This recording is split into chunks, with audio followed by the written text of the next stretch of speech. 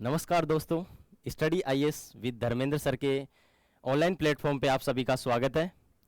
और हम चर्चा करेंगे सी सेट के बारे में, इसकी स्ट्रेटजी के बारे में, और हम एविडेंस बेस्ड एनालिसिस करेंगे यूपीएससी के पीवाईक्यू का। और वहाँ से हम समझने की कोशिश करेंगे कि क्या क्या इंपॉर्टेंट पिलर है सी सेट को पास करने के लिए, कि किन पिलर्स पे हमें ज़्यादा जोर देना चाहिए। यदि उन पे हम ध्यान देंगे और उन पे यदि हम प्रैक्टिस करेंगे तो हमें बहुत कम एफर्ट्स में, बहुत कम मेहनत में और बहुत जल्दी वो सफलता मिलेगी। और जैसे कि मैंने अपने दोस्तों से भी सुना है, स्पेशली हिंदी मीडियम के जो दोस्त हैं, और जो अभी हमने कोर्स में देखा भी है कि बहुत सारे जो स्टूडेंट हैं उनकी डिमांड रहती है कि उनकी जो बेसिक मैथ्स है वो थोड़ी सी कमज़ोर है, और बाकी जगह जो भी कोर्स चल रहे हैं उनमें बेसिक मैथ्स पे थोड़ा सा कम फोकस रहता है, ट्रिक्स पे ज़्यादा फोकस रहता है। लेकिन हमारा फोकस रहेगा कि आपकी जो कमजोरी है, आपकी वीकनेस है, उसको एड्रेस करना, और वो क्या है? Basic mathematics. तो हम जब मैथ स्टार्ट करेंगे तो उससे पहले 2-3 लेक्चर्स में हम कोशिश करेंगे कि जो बेसिक मैथ्स की जो चीज़ें होती है उनको एड्रेस करेंगे आपकी, ताकि आपकी वीकनेस यदि वो कम होगी ना, तब आप काफ़ी अच्छा परफॉर्मेंस करोगे। ठीक है। उसके बाद में हम कॉन्सेप्ट क्लैरिटी, ट्रिक्स और प्रैक्टिस है उनकी बात करेंगे। और जैसे कि पिछली क्लास में हमने बताया भी था कि एक और लेक्चर आने वाला है जिसमें हम अपने कोर्स की डिटेल के बारे में बताएंगे, और उसके अलावा हम कोर्स से हमारे को क्या क्या फ़ायदा होगा या किन किन चीज़ों पे काम करेंगे जो हमारे को सी सेट में जल्दी से सफलता दिलाएगी और मेंस लिखने का हमारे को मौका देगी। तो सी सेट का ये रामबाण की तरह काम करेगा। तो सबसे बड़ी प्रॉब्लम है वो क्या रहती है? बेसिक मैथ्स में प्रॉब्लम रहती है स्टूडेंट्स को, स्पेशली हिंदी मीडियम के स्टूडेंट रहते हैं। 10 तक उनकी जो मैथ्स है उतनी स्ट्रांग रहती नहीं है, और उसकी वजह से जो बाकी के क्वेश्चन है वो नहीं कर पाते हैं। एक तरीके से उन्हें हमेशा डर रहता है कि हमारी मैथ्स अच्छी नहीं है, हम अच्छे कर पाएंगे नहीं कर पाएंगे। लेकिन जैसे आपकी बेसिक मैथ्स है वो अच्छी हो जाएगी तो आपको एकदम से कॉन्फिडेंस आ जाएगा। ठीक है, तो इस पर हम स्पेशल ध्यान रखेंगे। और स्पेशली जैसे कि कोर्स लॉन्च हुआ है तो उसके बाद से भी स्टूडेंट की ये डिमांड थी कि बेसिक मैथ्स पे ज़्यादा फोकस रखना चाहिए, तो इसके लिए हम 2-3 एक्स्ट्रा क्लास भी रखेंगे। इसके अलावा हम हमारी तरफ से खूब कोशिश करेंगे, आपको भी खूब अपनी तरफ से कोशिश करने की ज़रूरत है। जो जोड़, बाकी, गुणा, भाग या जो बेसिक चीज़ें हैं उनको थोड़े सीखने की आपको कोशिश करनी है अपनी तरफ से भी, और हम कुछ प्रैक्टिस के लिए भी देंगे, तो उनको भी आपको अच्छे से प्रैक्टिस करना है, ताकि आपका जो बेसिक मैथ्स है जिसको बोलते हैं फाउंडेशन, वो आपका अच्छा होगा, तभी आप एक अच्छी बिल्डिंग है वो बना पाओगे। इसके अलावा हम देखेंगे कि कॉन्सेप्चुअल क्लैरिटी है उसका क्या इंपॉर्टेंस है, और जो ट्रिक्स और फॉर्मूलेज होते हैं उनका क्या महत्व है, और जो प्रैक्टिस है, और उसमें भी यूपीएससी की पीवाईक्यू है उनकी प्रैक्टिस करना बहुत ही ज़्यादा जरूरी है। तो अब इनको हम समझेंगे यूपीएससी के पीवाईक्यू के माध्यम से कि कॉन्सेप्चुअल क्लैरिटी क्यों जरूरी है, ट्रिक्स एंड फॉर्मूला है वो क्यों जरूरी है, प्रैक्टिस और वो भी यूपीएससी के पीवाईक्यू की वो क्यों जरूरी है। उससे हमें सीधा सीधा समझ में आएगा कि यूपीएससी के पीवाईक्यू डायरेक्टली, इनडायरेक्टली या उनके कॉन्सेप्ट कैसे रिपीट होते हैं। और यदि हम उनको अच्छे से तैयार करके जाएंगे और हम अपने जो कोर्स है उसमें भी इन क्वेश्चनों की अच्छे से प्रैक्टिस करवाएंगे, ज़्यादातर क्वेश्चनों को हम अपनी क्लास में लेने की कोशिश करेंगे। आपकी जो प्रैक्टिस दी जाएगी उसमें क्वेश्चन डाले जाएंगे, और फिर आपके कोई भी डाउट आएगा तो क्लास स्टार्ट होने से पहले हम आपके जो डाउट है उनको भी एड्रेस करेंगे, जो कि बाकी जगह नहीं किए जाते हैं। तो ये एक तरीके से आपके लिए वन स्टॉप सॉल्यूशन काम करेगा। किसके लिए? सी सेट के लिए। और मेंस लिखने का एक मौका मिलना चाहिए, तो वो ये सी सेट का जो आपके लिए बैरियर है तो उसको दूर करने की हम पूरी कोशिश करेंगे। फिर है कि कुछ ब्लंडर होते हैं जिनकी वजह से सी सेट है वो रुकता है बहुत बार। तो पहली चीज तो है कि प्रैक्टिस ही नहीं करते हैं। वो क्या करते हैं? वीडियो सुन के चले जाते हैं, प्रैक्टिस करते नहीं है। कहने का मतलब पैसिव रीडिंग करते हैं, एक्टिव रीडिंग है वो नहीं करते हैं, कॉन्सेप्ट को नहीं समझते हैं, या तो फिर वो ट्रिक फॉर्मूला रट के चले जाएंगे, लेकिन उससे भी काम नहीं होने वाला। कुछ है कॉन्सेप्ट समझने लग जाते हैं तो उसमें थोड़ा टाइम ज़्यादा लग जाता है क्वेश्चन करने में, तो उस चीज़ को भी हैंडल करना है। कुछ की बेसिक मैथ्स है उस पर वो जोड़ नहीं देते हैं, वो कमज़ोर है तो वो कमज़ोरी रह जाती है, तो फिर सी सेट में मुश्किलें हैं वो खड़ी हो जाती है। इसके अलावा क्या होता है कि कठिन क्वेश्चन होते हैं ना, यदि उन कठिन क्वेश्चनों में अपन आइडेंटिफाई नहीं कर पाएंगे, जो टफ क्वेश्चन आ रहे हैं उनको हम यदि सही से आइडेंटिफाई नहीं कर पाएंगे, तो अपन क्या वहाँ पे जब पेपर कर रहे होंगे उस प्रेशर में बहुत सारा टाइम खराब कर देंगे। और बहुत सारे इजी क्वेश्चन है वो हमारे छूट जाएंगे, या प्रेशर बिल्ड हो जाएगा तो इजी क्वेश्चन फिर होंगे नहीं हमारे से। तो इसलिए यदि हम अच्छे से प्रैक्टिस करेंगे तो हमें पता लग जाएगा कि ये चीज़ हमारे मेरे लिए कठिन है, या यहाँ पे मेरे को समस्या आती है तो इनको मैं बाद में करूँगा। इसके अलावा एक स्टूडेंट क्या करते हैं, किसी एक भाग पे बहुत ज़्यादा फोकस करते हैं, कुछ करते हैं कंप्रीहेंशन पे, कुछ करते हैं मैथ्स पे, कुछ रीजनिंग पे, लेकिन हमें तीनों को बैलेंस लेके चलना है। तीनों में जो अच्छी है, जो इजी क्वेश्चन है तीनों पार्ट से ही, वो पूरे सही करने की हमें कोशिश करनी है। इसलिए हमें कोई सा भी पार्ट है वो छोड़ के नहीं जाना है सिलेबस का। क्या पता कहाँ से इजी पूछ ले यूपीएससी, जैसा कि यूपीएससी को कहा भी जाता है अनप्रिडिक्टेबल पब्लिक सर्विस कमीशन। तो हम क्या करेंगे, हर पार्ट का जो बेसिक कॉन्सेप्ट, ट्रिक्स, प्रैक्टिस सब करके जाएंगे तो इजी या मॉडरेट क्वेश्चन है वो आसानी से हम सोल्व कर लेंगे। प्रैक्टिस में हमें पता भी लग जाएगा कि टफ क्वेश्चन में हमें टाइम खराब नहीं करना है, तो आराम से अपना सीसेट है वो निकल जाएगा। इसके अलावा यूपीएससी के पीवाईक्यू पे हमें बहुत ज़्यादा फोकस करना चाहिए, बहुत सारी चीज़ें वहाँ से हमें सीखने को मिलती है। तो अभी हम 19 एविडेंस के माध्यम से समझेंगे यूपीएससी के पीवाईक्यू के से कि इन चीज़ों का क्या महत्व है। फिर अगली बात है कि बस इस आज की क्लास में हमारा ये एजेंडा रहेगा कि एविडेंस बेस्ड स्ट्रेटजी, यूपीएससी के पीवाईक्यू से एविडेंस लेंगे कि एक एक चीज़ पे किस तरीके से हम काम करेंगे, और इसका एनालिसिस भी करेंगे। कोशिश करेंगे एग्जाम ओरिएंटेड रहे, और बेसिक मैथ्स है उस पर थोड़ा सा अलग से ध्यान रहेगा। फिर जैसे कि बेसिक मैथ्स होती है, तो बेसिक मैथ्स में जो छोटी छोटी चीजें होती है, जैसे कि घातांक के नियम होते हैं, तो ऐसे फॉर्मूले होते हैं। अब ये चीज क्या होती है, किसी भी क्वेश्चन में यूज हो सकती है। तो यदि ये चीज स्ट्रांग होगी ना, तो आपकी कैलकुलेशन मिस्टेक है वो नहीं होगी, आपको क्लैरिटी रहेगी कि किस तरीके से क्वेश्चन को आगे प्रोसीड करना है। इसके अलावा वही समीकरणों को सोल्व करना, भिन्नों में जोड़, बाकी, गुणा, भाग, उनका एलसीएम एचसीएफ निकालना, या फिर एलसीएम एचसीएफ निकालना। बहुत सारों को ये आता है, लेकिन इसका उपयोग क्या है, या इनका जो प्रैक्टिकल एप्लीकेशन क्या है, कि इनको कहाँ यूज करना होता है, इनका रियल में मीनिंग क्या होता है, तो वो चीजें भी हम समझेंगे इन क्लासों के माध्यम से।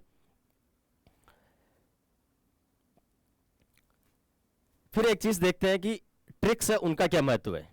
ठीक है, यदि हम कोरा कॉन्सेप्ट के हिसाब से चलेंगे तो कभी कभी क्या होता है, कॉन्सेप्ट से यदि क्वेश्चन को सोल्व करते हैं तो सोल्व तो हो जाता है, और कुछ चीजें याद भी नहीं रखनी पड़ती, लेकिन उसमें हमें थोड़ा सा ज्यादा टाइम लग जाता है।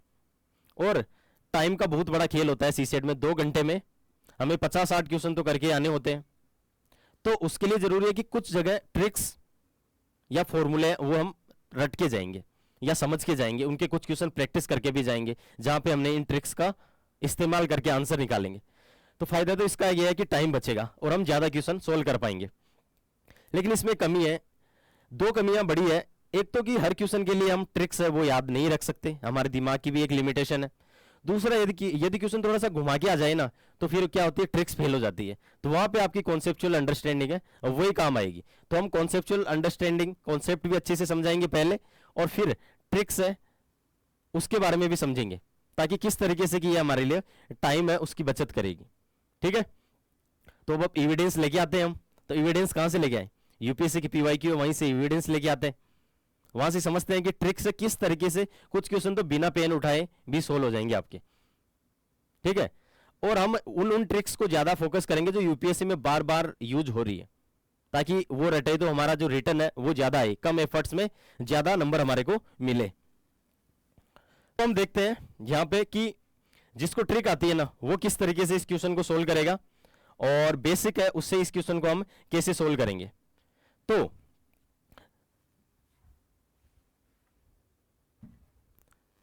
पहले देखते हैं कि पहली ट्रिक्स ये है कि पहले क्वेश्चन ही पढ़ लेते हैं। यदि किसी वस्तु के मूल्य में 20% ह्रास होता है, मतलब कमी होती है, और फिर नए मूल्य में 25% की वृद्धि होती है, तो मूल्य में नेट परिवर्तन है वो कितना होने वाला है।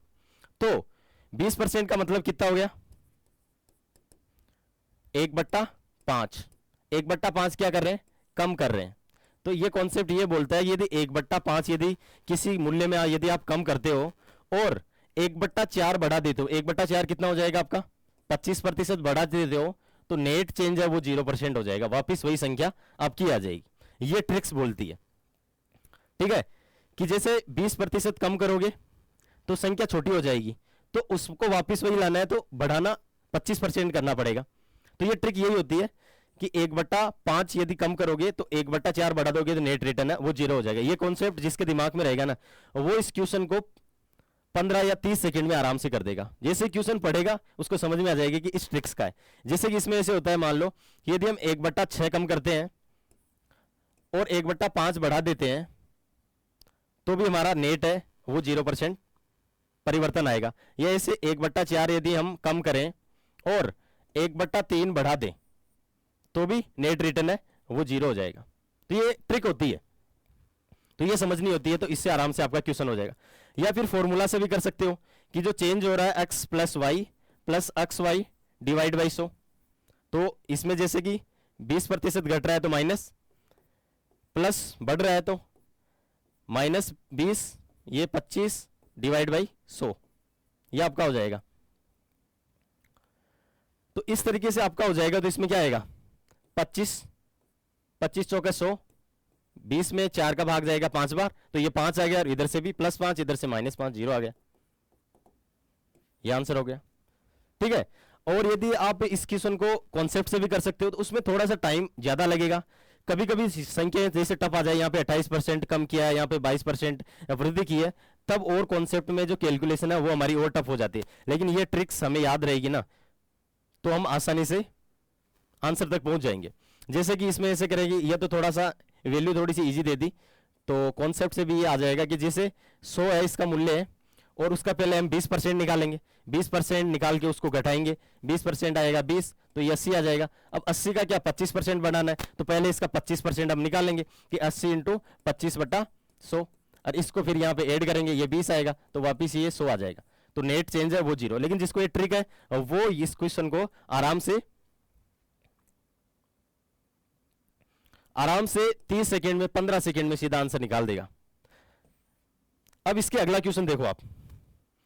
अगले क्वेश्चन में क्या बात की जाती है, तो उस पे चलने से पहले एक ये भी चीज देख लेते हैं कि यदि इस क्वेश्चन में ऐसे बोले, इसका उल्टा भी करें ना, कि यदि हम 1/4 बढ़ाते हैं और 1/5 कम कर देते हैं तो भी नेट रिटर्न है वो हमारा 0 हो जाएगा। एक चीज इस जो लेक्चर है उसके बारे में समझ लेना कि ये एक डेमो लेक्चर नहीं है।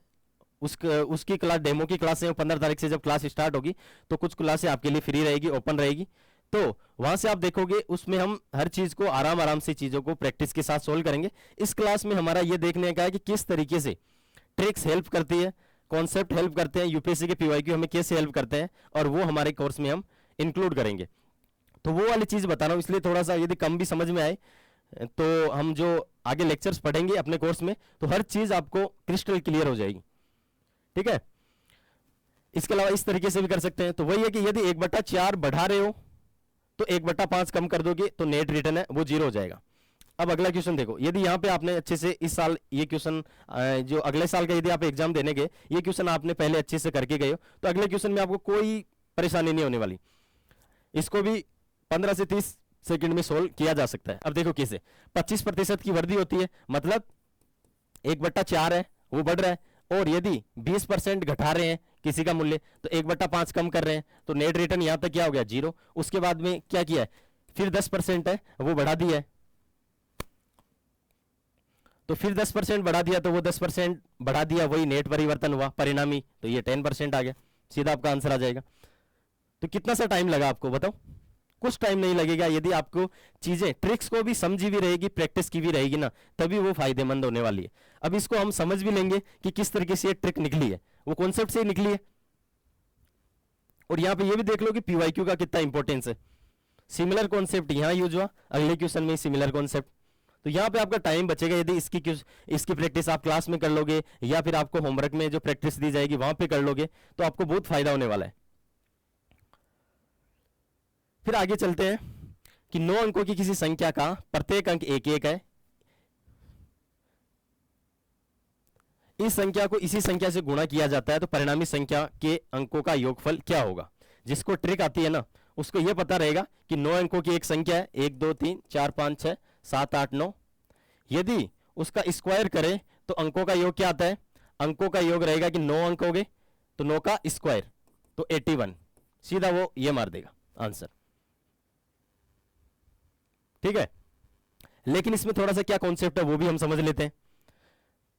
तो इसमें ट्रिक ये रहती है कि जैसे 1 का स्क्वायर अपन करते हैं तो 1 आएगा, 11 का स्क्वायर करते हैं ना तो किस तरीके से करो, 1 से स्टार्ट करो और 2 2 एक बार है तो 2 तक ले जाओ और फिर वापस कम कर दो, 121 हो जाएगा। यदि यहाँ पे 1 1 1 है और इसका स्क्वायर करना, कहने का मतलब कि 3 बार 1 1 लिया, इसको इसी से गुणा करेंगे तो 1 2 3 बार 1 है तो 3 तक जाओ, वापस 2 1 आ जाओ।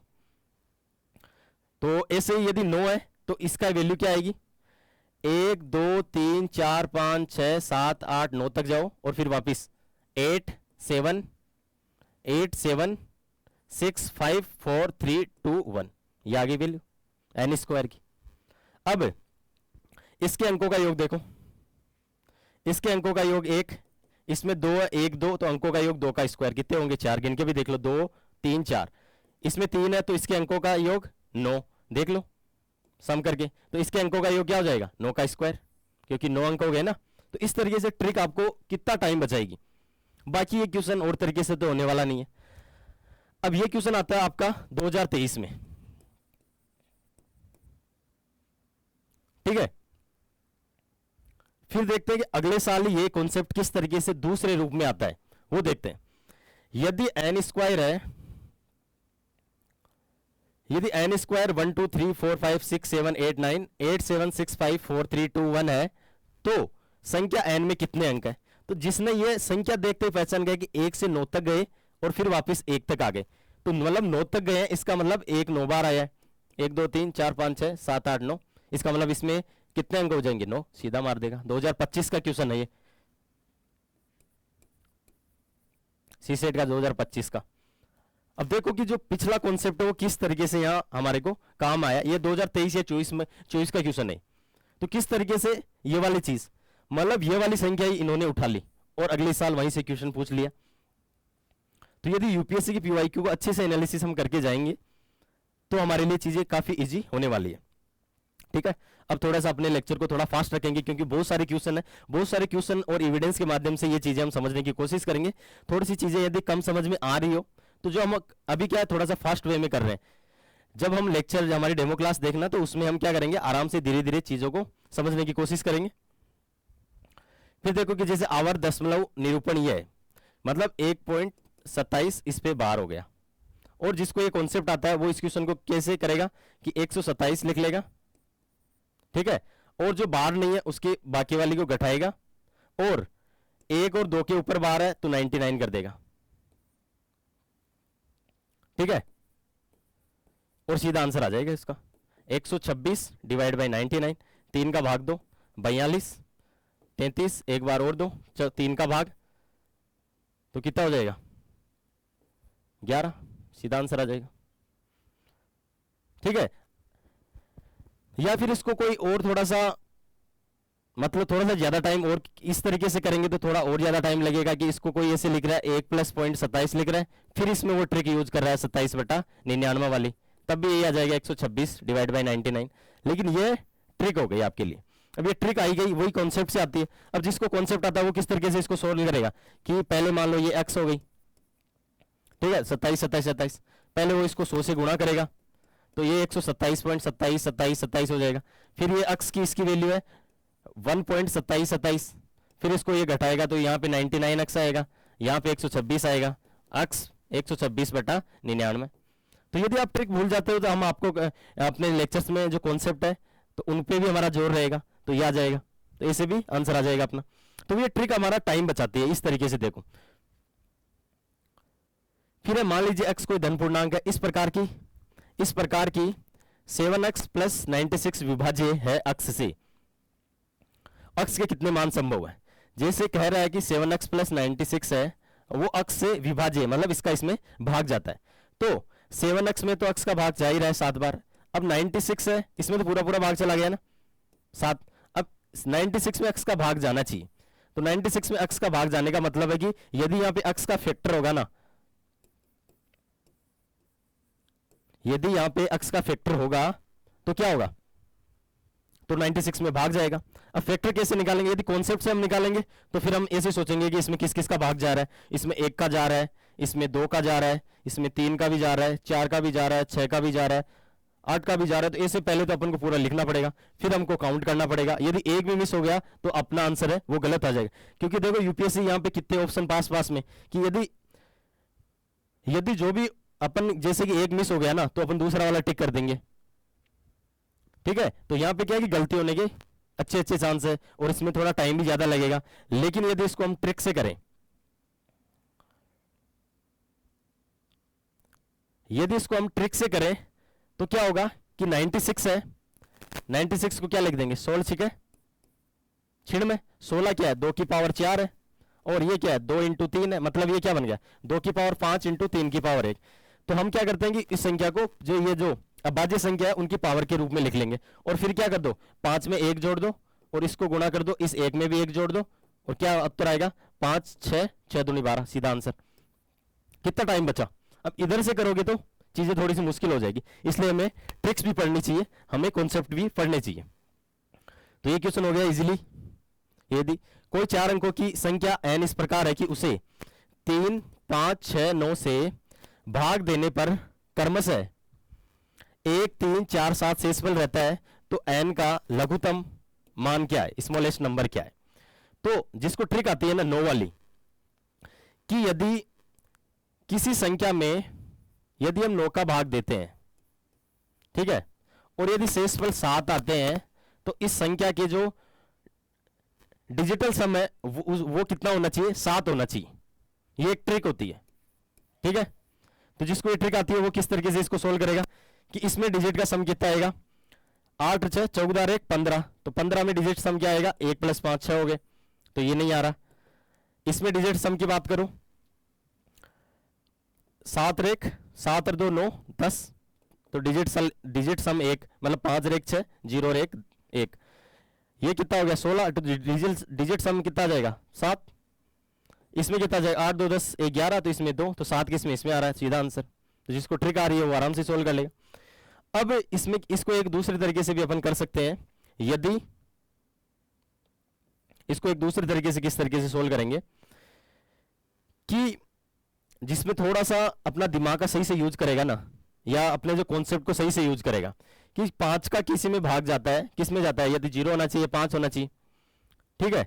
अब यदि शेषफल कितना आ रहा है 3 आ रहा है, शेषफल 3 आ रहा है, तो फिर संख्या या तो क्या होगी 3 लास्ट में होगा या 8 लास्ट में होगा, तभी 5 का भाग जाए तो शेषफल क्या आएगा 3 आ जाएगा। तो ऐसी संख्या कौन सी है, ये भी नहीं होगी, ये भी नहीं होगी, ये बची, ये बची। अब इसके अंकों का योग करो 6 8 14 1 15, मतलब 15 में 3 का भाग जाता है, मतलब इसमें 3 का पूरा पूरा भाग जाएगा, मतलब ये भी नहीं आएगी, तो ये भी कट जाएगी, तो ये बची अपनी, सीधा आंसर हो गया। तो इस तरीके से भी कर सकते हैं।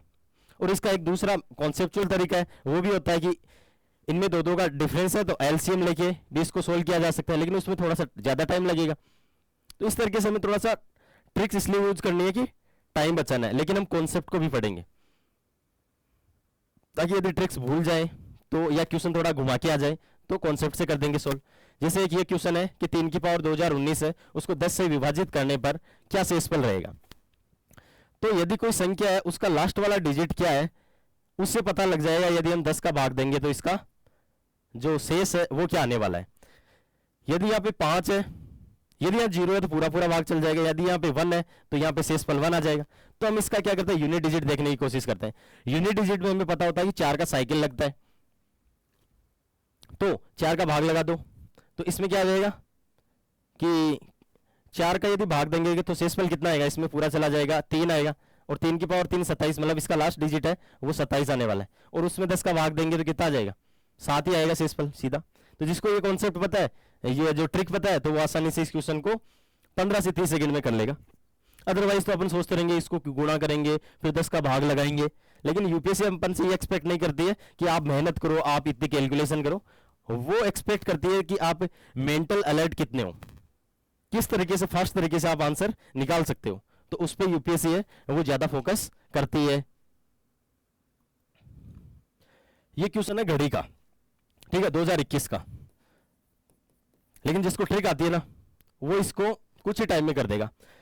यदि ऑप्शन देखे 7 7 5 7 5 7 5 और 7 10 के बीच निम्न में से किस समय किसी घड़ी के घंटे की सुई और मिनट की सुई आपस में 180 डिग्री का कोण बनाती है। तो मान लो कि 7:08 पे 180 डिग्री का कोण बनाते।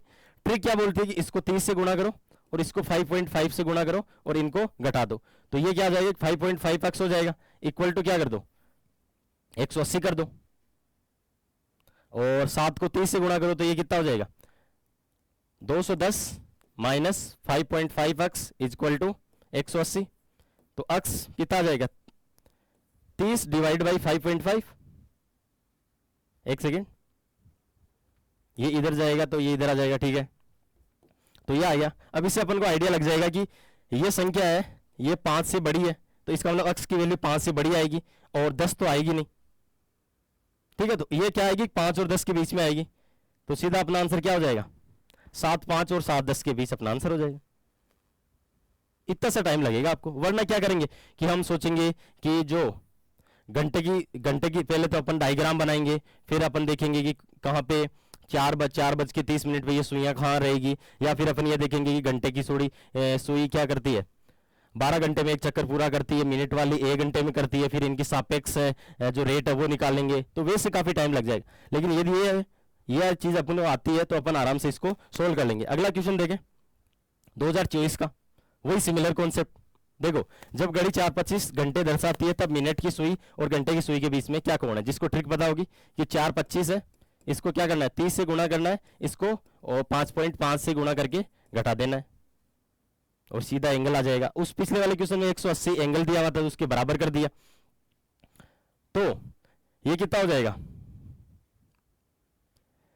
ये हो जाएगा आपका 120, और यदि ये माइनस करें तो ये कितनी आ जाएगी 125 और इसका आधा तो 137.5, तो कितना एंगल आ गया 17.5 डिग्री, ये आ गया।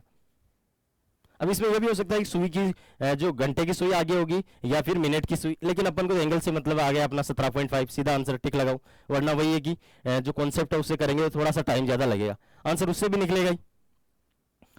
10 अक्टूबर 2027 को कौन सा वार है, ये पूछा गया है। 2021 में क्वेश्चन पूछा गया जिसमें मेंटल अलर्टनेस है और जिसको चीजें समझ में आती है ना, उसका देखो कितना इजी हो जाएगा।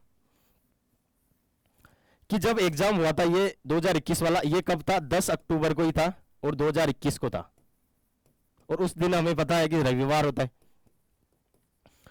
अब हमें एक कॉन्सेप्ट पता होता है कि जो लीप ईयर होते हैं उनके अगले साल वाला कैलेंडर होता है वो 6 साल बाद में रिपीट होता है, तो इसमें डायरेक्ट हम 6 जोड़ेंगे, 2000 कितना आ जाएगा 27, तो 10 अक्टूबर 2027 को भी सेम कैलेंडर रहेगा तो सेम वार रहेंगे, तो संडे आ जाएगा, आंसर सीधा आ जाएगा। तो इस तरीके से भी अपन कर सकते हैं, वरना अपन कैलकुलेट करेंगे कि 10 अक्टूबर को कौन सा है, और फिर इधर 10 अक्टूबर ये 2027 और ये कितना हो जाएगा 2021, फिर की नॉर्मल ईयर में 1 साल ओड होते हैं, लीप ईयर में 2 साल ओड होते हैं, तो फिर 2024 वाला तो ऐसे +1 इसे +2 ऐसे करके निकालेंगे। पर उसमें क्या है कि टाइम ज्यादा जाने वाला है। यदि ये चीज आती है या जिसमें मेंटल अलर्टनेस है कि कौन सा ईयर पूछा गया है, कभी कभी कि क्वेश्चन में क्या लूप होल है उसका यूज करके कम टाइम में सीधा सॉल्यूशन हम निकाल लेंगे। या कुछ लोग क्या करेंगे कि 1 जनवरी 2001 से स्टार्ट करेंगे, तो फिर और ज्यादा कैलकुलेशन है वो टफ हो जाएगी। लेकिन वही सोचो कि यार कुछ हिंट यहां से मिल रहा है या नहीं मिल रहा है। अगला क्वेश्चन सेम चीज, अब ये पूछा गया देखो 2021 में, ये क्वेश्चन आता है 2024 में, तो पीवाईक्यू का इंपॉर्टेंस भी आप देखो कितना इंपॉर्टेंस है, चीजें किस तरीके से रिपीट होती है। वर्ष 2025 का कैलेंडर किस वर्ष समान रहेगा, तो लीप ईयर के अगला साल वाला है, तो 6 साल बाद में कैलेंडर रिपीट हो जाएगा, सीधा जोड़ दो 2031 आंसर, ठीक है। यदि लीप ईयर नहीं है तो लीप ईयर के अगले साल वाला कैलेंडर 6 साल बाद में, बाकी के 2 11 साल बाद में रिपीट होते हैं, और लीप ईयर वाला 28 साल के बाद में रिपीट होता है। तो ये ट्रिक्स होती है कुछ, देख लो पिछले क्वेश्चन में भी लग गई, इसमें भी लग गई, तो इनको थोड़ा सा हमें अच्छा फोकस करना है। अगला क्वेश्चन देखो 125 सर्वसम घन एक घनाकार खंड के रूप में व्यवस्थित किए गए हैं, कितने घन हर पार्श्व से अन्य घनों द्वारा घिरे हुए होंगे। तो कहने का मतलब है कि ऐसे घन बनेगा। अब जिसको देखो एक बार मैं फॉर्मूले से जल्दी से बता देता हूं, जिसको ट्रिक्स आती है और थोड़ा कॉन्सेप्ट आता है, तो 125 सर्वसम घन है, तो एक साइड कितने होंगे n का क्यूब इक्वल टू 125, मतलब n की वैल्यू कितनी आएगी 5, और उसको ये पता है कि कितने घन हर पार्श्व से अन्य गणों द्वारा घिरे हुए होते हैं, उसका फॉर्मूला होता है n-2 का होल क्यूब। तो ये 5 - 2 उसका क्यूब, 3 का क्यूब 27, सीधा आंसर कर देगा। ठीक है, तो क्लास में हम ये ट्रिक भी पढ़ेंगे। अब ये आई कैसी कॉन्सेप्ट से, तो उस कॉन्सेप्ट को भी पढ़ेंगे ताकि ये चीजें जल्दी हमारे याद हो और जल्दी से हम क्वेश्चन आए तो यूज कर सके। अगला क्वेश्चन भी सिमिलर कॉन्सेप्ट पे देखो, ये 23 में था और ये शायद 24 में पूछ लिया गया है कि 64 है। एक घन को 64 सर्वसम टुकड़ों में काटने के लिए आवश्यक कांटों की न्यूनतम संख्या कितनी होगी? तो 64 n3, तो n की वैल्यू कितनी हो जाएगी? 4। और ऐसे क्वेश्चन होती है, उनकी डायरेक्ट ट्रिक होती है कि न्यूनतम कट कितने होते हैं? 3 n-1। तो 3 4 - 1 कितना आ जाएगा? 9, सीधा आंसर। अब ये चीज कैसे आई वो भी हम समझेंगे क्लास में, और ये ट्रिक फिर आपको आराम से याद भी रह जाएगी, तो जल्दी से आप आंसर है वो भी निकाल लोगे। तो कितना जल्दी है वो हम आंसर है वो निकाल सकते हैं, वो देख लो स्पीड से।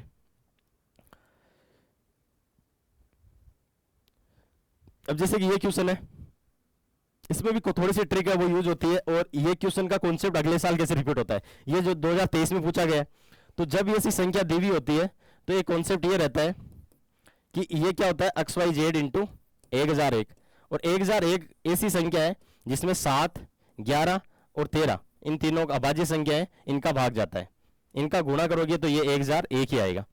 ये एक ट्रिक है, तो ये याद होगी जिसको, तो वो डायरेक्ट सीधा ये XYZ दिखेगी, किससे भाज्य है? 7, 11, 13, सीधा आंसर मारेगा। और कुछ लोग मारते भी है सही में कि यार इतनी स्पीड से कैसे कर लेते हैं, लेकिन वही है कि यदि आप अच्छे से प्रैक्टिस करके जाओगे, ट्रिक्स, कॉन्सेप्ट और PYQ को अच्छे से एनालिसिस करोगे तो आराम से ये रहेगा।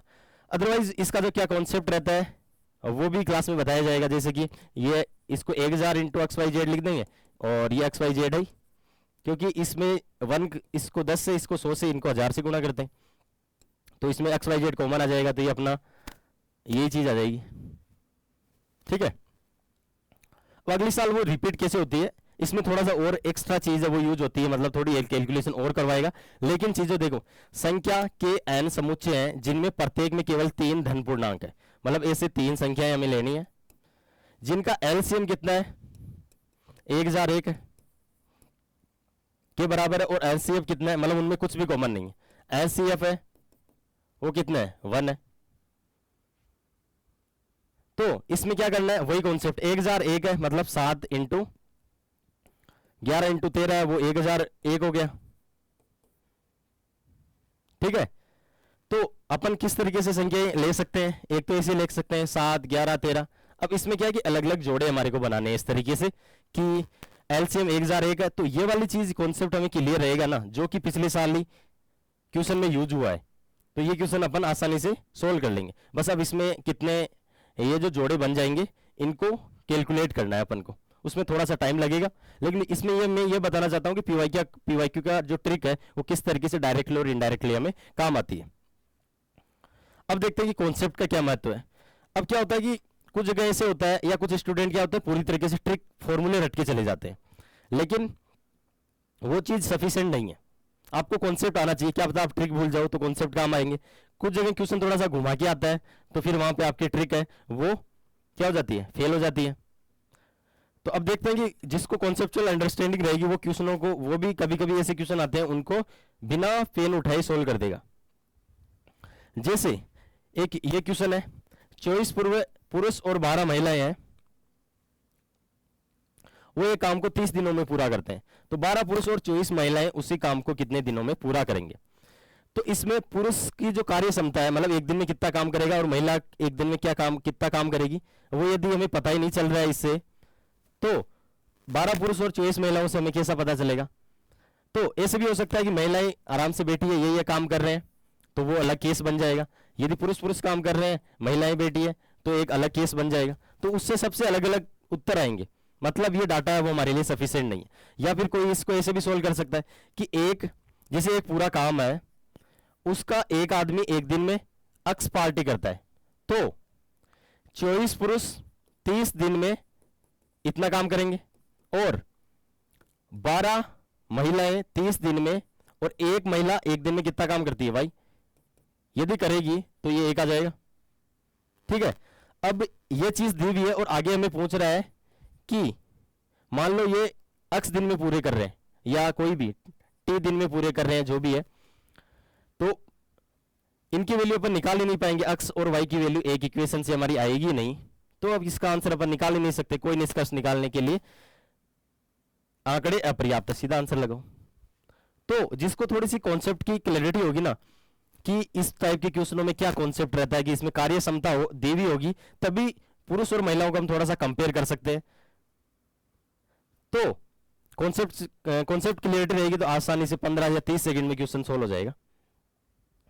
फिर कोई मूलधन P अर्धवार्षिक रूप से संयोजित R% वार्षिक चक्रवर्ती, अर्धवार्षिक रूप से संयोजित R% वार्षिक चक्रवर्ती ब्याज दर से 1 वर्ष में क्यों हो जाता है।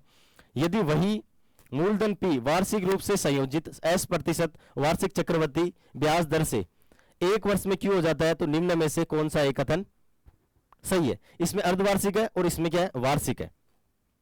तो अर्धवार्षिक का मतलब क्या होगा, जिसको ये कॉन्सेप्ट थोड़ा सा पता रहेगा ना, तो वो क्वेश्चन को आराम से सोल्व कर लेगा। तो इसमें ऐसे दिया हुआ है कि कोई मूलधन P है वो अर्धवार्षिक, मतलब अर्धवार्षिक का मतलब अभी हम समझेंगे थोड़ा सा। R% रेट से 1 साल में क्यों हो जाता है, और दूसरे में P वही मूलधन, अब की बार रेट S% है लेकिन पूरी 1 साल के लिए लागू होगी, और उससे क्या हो जाता है, क्यों हो जाता है। ठीक है, अब जब भी हाफ ईयरली लगेगा अर्धवार्षिक, तो मतलब 6 महीने बाद में क्या होंगे, ब्याज लग के जो पैसे बढ़ेंगे उनके ऊपर फिर ब्याज लगेगा। ठीक है, मान लो यहाँ पे 100 रुपए थे। अब देखो, जिसको कॉन्सेप्ट क्लियरिटी रहेगी वो तो उसको पता लग जाएगा कि अर्धवार्षिक में क्या होता है, ब्याज ज्यादा देना पड़ता है। लेकिन यदि ये चीजें बराबर हो रही है, इसका मतलब अर्धवार्षिक में ब्याज की दर कम है। ठीक है, तो आर क्या हो जाएगा, लेस देन एस हो जाएगा, सीधा आंसर। अब इसको थोड़ा सा मैं समझा रहा हूं, इसलिए थोड़ा सा इसमें टाइम है वो ज्यादा लग रहा है। कि इसमें ये देखेंगे हाफ ईयरली होगा, मान लो 100 रुपए, तो हाफ ईयरली में यहाँ पे 110 हो जाएंगे। लेकिन यहाँ पे क्या रहेगा पूरे साल पे, कि यहाँ पे जाके फिर जो संख्या बढ़ेगी उस पर आगे अगले साल ब्याज लगेगा। यहाँ पे ये मूलधन है ये सेम ही रहेगा, इसमें यहाँ पे ये चेंज हो जाएगा। थोड़ा सा डिफिकल्ट है, लेकिन इसको हम ढंग से पढ़ेंगे, जब ब्याज वाला चैप्टर पढ़ेंगे तब चीजें आपको अच्छे से और ज्यादा क्लियर होगी। तो इसमें क्या होगा कि हाफ ईयरली, यहाँ पे जो ज्यादा पैसा ब्याज, इतने 6 महीने का ब्याज प्लस ये पैसे, अब इन पे ब्याज लगेगा। और इसमें क्या है कि यहाँ पे भी अभी भी वो सेम वाला मूलधन है उस पर ही लग रहा है। तो यदि ये दोनों बराबर हो रहे, इसका मतलब यहाँ पे हमें रेट कम करनी पड़ेगी, अदरवाइज क्या होगा कि ये मूलधन अपना ज्यादा आएगा। ठीक है, फिर देखते हैं अगला। 3 संख्या P Q R का औसत K है, P औसत से उतना अधिक है जितना Q औसत से कम है, R का मान क्या होगा। कि P Q R है, ठीक है, और P औसत से उतना अधिक है, मतलब औसत मान लो इनका कितना है, K दिया हुआ है, तो K जितना ज्यादा है Q उतना कम है, इनका औसत K हो गया। तो औसत में एक कॉन्सेप्ट होता है कि यदि दो संख्या बराबर है तो उनका जो दो संख्या यदि बराबर है तो उनका जो एवरेज है वो भी सेम ही आ जाएगा। तो यदि हम योग करेंगे तो ये तो इससे कैंसिल हो जाएगा, इनका औसत क्या आ जाएगा, K। अब इसका औसत और इस R का औसत K ही आ रहा है, तो इसकी वैल्यू भी क्या होनी चाहिए, K होनी चाहिए। तो इससे कर लेंगे सोल्व। या कॉन्सेप्ट यदि हमें क्लियर होगा कि K plus x plus K minus x plus मान लो कोई R है डिवाइड बाई 3, ये किससे एवरेज निकल जाएगा into K, x x cancel हो जाएगा 3, तो R से डायरेक्ट किया जाएगा। तो ऐसे भी कर लो। तो वही कॉन्सेप्ट अंडरस्टैंडिंग अच्छी होनी चाहिए। एवरेज का मतलब क्या होता है कि संख्याओं का योग क्या है और कितनी संख्याएं। अगला क्वेश्चन ये देखो कॉन्सेप्ट से कैसे सोल्व होगा। कुछ ने स्टूडेंट ने तो इसको पेन बिना उठाए भी सोल्व कर दिया होगा। देखो, एक कक्षा में 3 समूह A B C, यदि समूह A से एक विद्यार्थी को समूह B और समूह B से 2 विद्यार्थियों को समूह C में स्थानांतरित कर दिया जाता है, तो कक्षा के विद्यार्थियों का औसत भार क्या होगा। तो जो कक्षा में जो विद्यार्थी है ये क्या वो चेंज हुए, उनकी संख्या चेंज हुई है, नहीं हुई। उनके भार में चेंज हुआ, टोटल में नहीं हुआ है। यदि ये चेंज नहीं हुई, ये चेंज नहीं हुई, तो एवरेज में क्या चेंज आएगा, नहीं आएगा, ये वही रहेगा। अब इसको थोड़ा सा समझ लेते हैं कि जैसे ये कक्षा है, इसमें कुछ स्टूडेंट है जितने भी है और उनका भार है वो भी फिक्स है। अब इसमें अलग अलग ग्रुप है, इनमें अब यदि हम कोई इंटरचेंज करेंगे, इसका इसमें एक स्टूडेंट और इधर से इसमें 2 स्टूडेंट भेज दिए, लेकिन टोटल भार तो उतना ही रहा ना, और स्टूडेंट कितने वो भी सेम रहे, तो कैसे चेंज होगा। तो बिना पेन उठाए भी कुछ क्वेश्चन आएंगे, वहां पे टाइम बचाना है और कुछ क्वेश्चन ऐसे भी आएंगे जिनमें थोड़ा टाइम लगेगा, तो उसको वहां पे अपन यूज करेंगे। अब देखते हैं कि यूपीएससी के पीवाईक्यू का क्या महत्व है, किस तरीके से डायरेक्ट और इनडायरेक्ट कॉन्सेप्ट या क्वेश्चन है वो रिपीट होते हैं। कुछ क्वेश्चन तो अपन ने पहले ही देख लिए थे और कुछ और क्वेश्चन हम आपको दिखाते हैं, तो आपको एक आइडिया लग जाएगी पीवाईक्यू का। जैसे कि पहला वाला जीएस 1 होता है या सीसेट होता है, सब में पीवाईक्यू का बहुत ज्यादा महत्व है। उससे हमें थीम पता चलती है, उसमें हमें आंसर कैसे निकालना है वो पता चलता है, और ये दोनों पेपरों में लागू होता है। तो अब देखते हैं एविडेंस के साथ। ये क्वेश्चन आया है एबीसी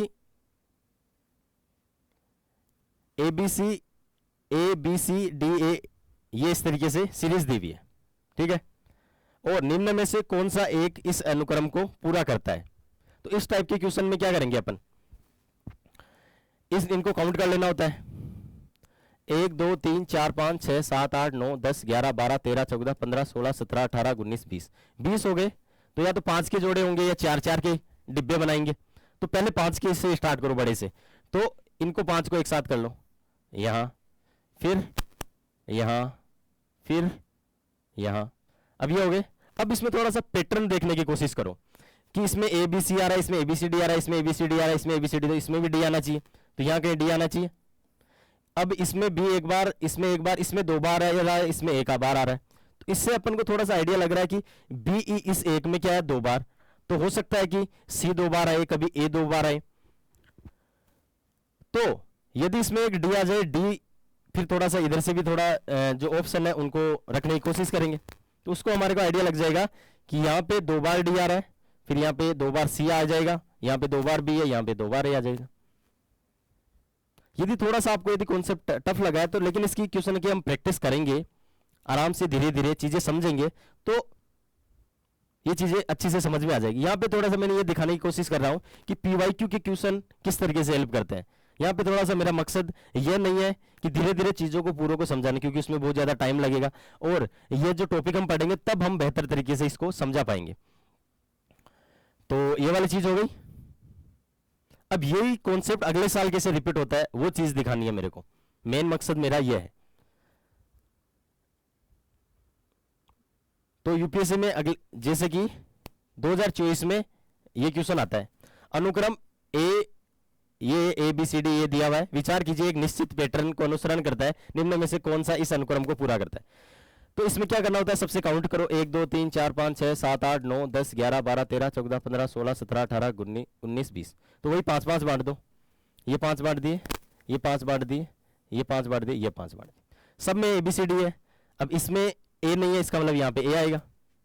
एक बार सोचो तो सही, या फिर इनको डाल डाल के 4 को डालोगे तो थोड़ा ज्यादा टाइम लगेगा। यदि एक बार सीधा सीधा पैटर्न दिख रहा है तो कोशिश वैसे करनी चाहिए। इसमें क्या 2-3 चीजें लगती है कि या तो एक तो सेम पैटर्न रिपीट हो रहा है या फिर एक अल्टरनेटिव पैटर्न रिपीट हो रहा है। जैसे कि सेम पैटर्न का मतलब ए बी सी, एक उल्टा भी हो सकता है कि ए बी सी बी ए, या फिर एक इंक्रीमेंटल हो सकता है कि कोई एक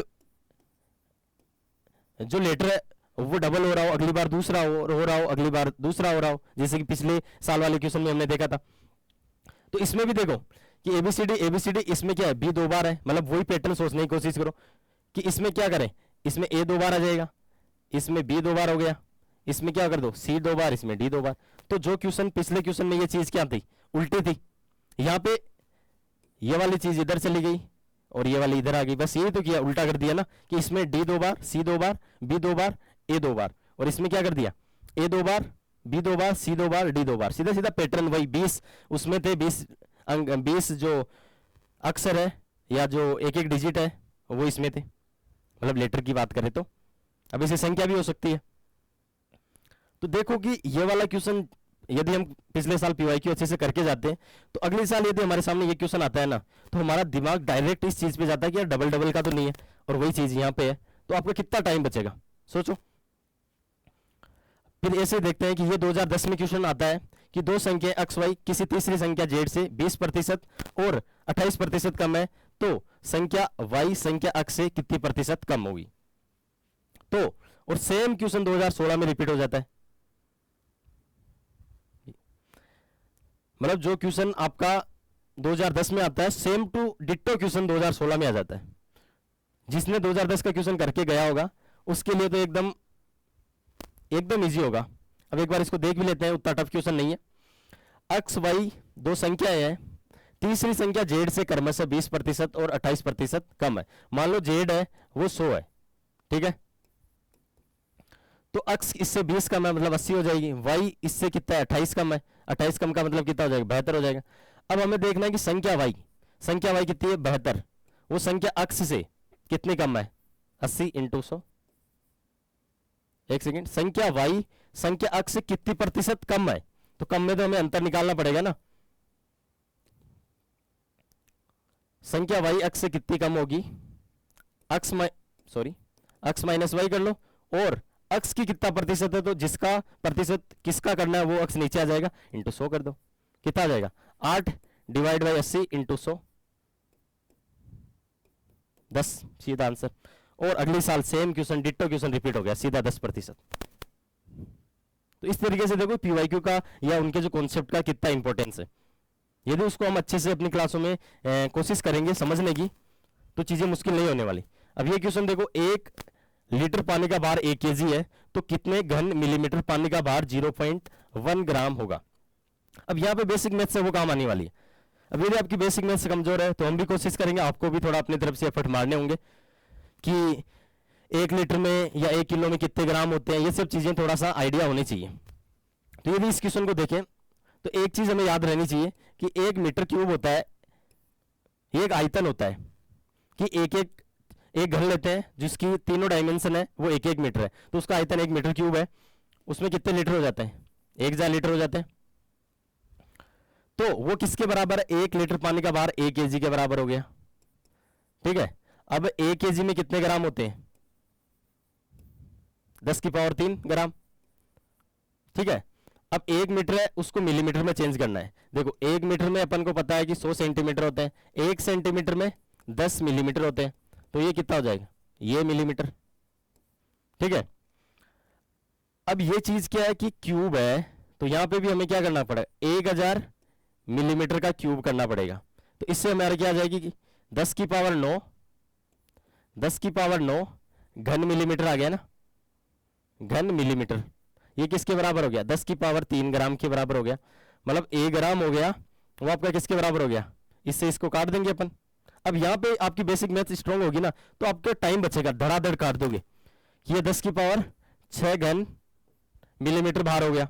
अब 1 ग्राम का नहीं चाहिए हमें, तो 0.1 का चाहिए। 0.1 का मतलब होता है 10 की पावर -1, तो यदि यहाँ 10 की पावर -1 करेंगे तो इधर भी 10 का पावर -1 करो।